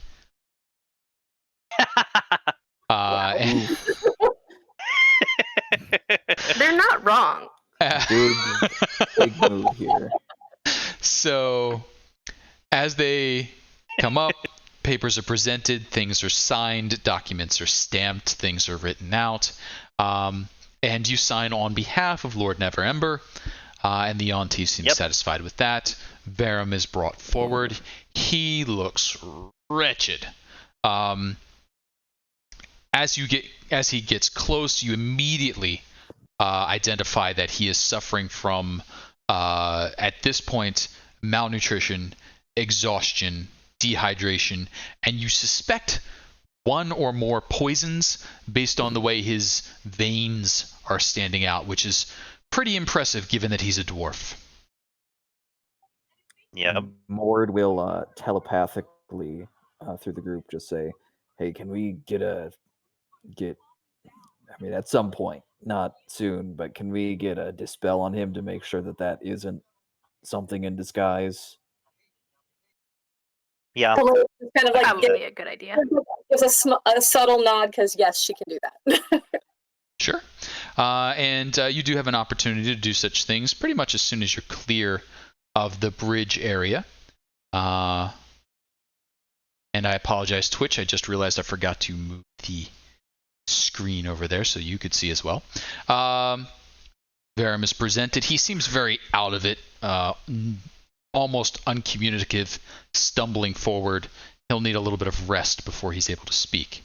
But your dispel magic does not detect any magic on him. You poke his fingers, poke his toes, wiggle his nose. There doesn't appear to be any disguises on him. It seems you have recovered Verum. Now, I'm actually surprised he's suffering from the effects of poison. Like, I know dwarves can, but... Yes, dwarves can, but he's also in a lair of snake people. Yeah. Like, no, I get it. It's just, Yeah. Yeah. A lot of poison has been applied to him. A lot. To be fair, leaving him somewhat drugged up will make it easier to get him back. It certainly physically will. He's not about to run away anyway either, but... So with that, the Yuan-ti bid you good day and show you to the door. Do we know if Verum is a spellcaster of some sort? You do not. All you know of Verum is that he was a wearer of purple. He does not currently have his mask on. So you could take precautions as if he were a spellcaster. Yeah, what does he have on him? Anything? Let's talk about what Verum has. He has no real equipment, arms, or armor on him. He is stripped down to basically his small clothes. Other than that, he is a dwarf. And sorry, just catching up. Yes, venom does not equal poison, but in D&D it basically does. So dwarves get to resist all sorts of stuff. And what we'll be doing from here is kind of on the wrap-up side. So we'll give a little more information, but as we start to bring to a wrap, is there anything else anyone would like to accomplish before being escorted out of the temple complex? I should go return the book. Maybe she'll let me recheck it out if she doesn't discorporate. You did have a night. We had 24 hours. And I definitely read more, but I really doubt I finished it. So how about one of those checks again to see whether you had a little bit better luck deciphering the insights in that book? Maybe you Investigation. had some help over that time frame. Sure. Help would be appreciated. It's not a secret book. Yeah. Valandra will help out. Does that mean Advantage. advantage? Yep. It's okay. Clicking the button. Clicking the button. Here we go, guys. Whoa! Ooh. You were The whole holding book. it upside down. It's so obvious now. So, We'll yeah. go twice. Yes, it all comes clicking into place. The book provides tremendous insight into a different perception of space, time, reality, and part of that gives you insight into the functions of the well, or the functions of the divining area. You feel that you would have a advantageous position should you wish to inquire on the well. However, along with that comes the knowledge that inquiring into philosophical questions matters is ill-advised, because while you are looking at another perspective while looking through this, there are others that your mind simply cannot handle. And were you to delve into those and lose that between the bed and the wall concept and move fully into the wall, you may find that position untenable. /stuck if that happens. Yes. Slash. It's called a wall banger for a reason. As for Verum, he is just completely incoherent. He is a dwarf. He has scars from battle, but you're not going to get a whole lot out of him until a little bit of time or healing has been applied. Yeah, I was going to say, after we take precautions so that he can't cast spells or run away. Sure. Like tie his hands and... I have some manacles that we can use. That's good. Yep. Yeah, just after we take some of those precautions, Valandra will... Like, we don't want him to die from poison before we get him back. So Valandra will cast Greater Restoration on him. Sounds good. Once you do restore him to his senses, he will be able to have a conversation with you. And we'll probably save that till next session to kind of ease us into the next session. But question, is the book returned or not? And I give him a little bit of healing too. Okay. As the book is returned, the ghost considers this, reaches over, takes your library card, and returns it. And you can see she's growing fainter and fainter, eventually discorporating. But as she goes, you can see the last few scratches of an invisible pen on invisible paper tallying up your overdue book fine. And it is a massive number. But she does vanish, and congratulations, you have freed the ghost's soul. The book has been returned to the library. It sits there. You could take it, but you're not sure what effect that may or may not have. You know what? I'm coming back. Mm-hmm.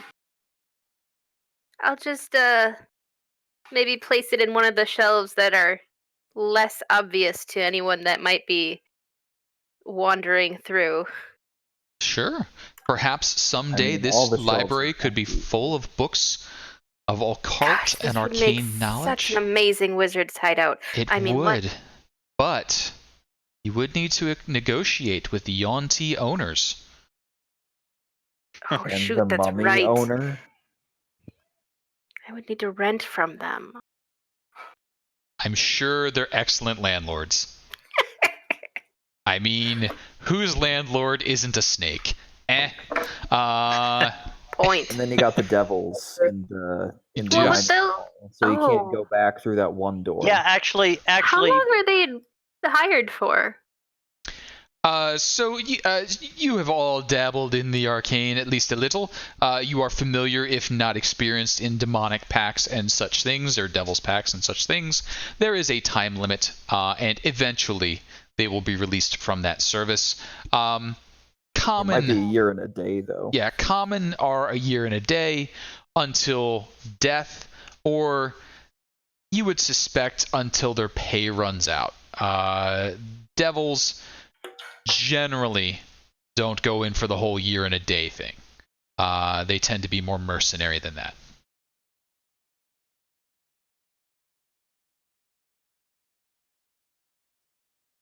If you want to go chat with them, you're welcome to. But you can't go through that one door. Yeah, don't go out that one door. Go in it, just not out it. You can go in it, just not out it. Now, of course, you do have the commander of the devils in your power right now. Yeah, I don't want him talking to them. What? You don't want to be like, hey, here's your army? No, Nope. Okay. Oh. not So, really. On that, then, we will close out. Congratulations. You have cleared the Serpent Hills. There is a bit more for you to do, and part of that will be the return trip with Verum, which we'll get into in 2 weeks, as well as whatever investigations you wish to pursue, interrogations, etc., on Verum. You are aware that there are forces that may wish to do Verum harm, and you were cautioned about that. So, it would be easier to bring him back dead, more difficult to bring him back alive, and we'll see how you feel about protecting the cultist along the way. Questions, comments, concerns? And we will do nominations at the end of the chunk, which will be basically returning Verum. XP2. Yeah, sounds good. Cool. All right. Everybody having fun? Indeed. Excellent. Zay, I was not expecting that to work, actually. Hey, you guys negotiated in good faith. I feel like we skipped a whole lot of dungeon there. There is a chunk of dungeon back there, but negotiation is a valid option.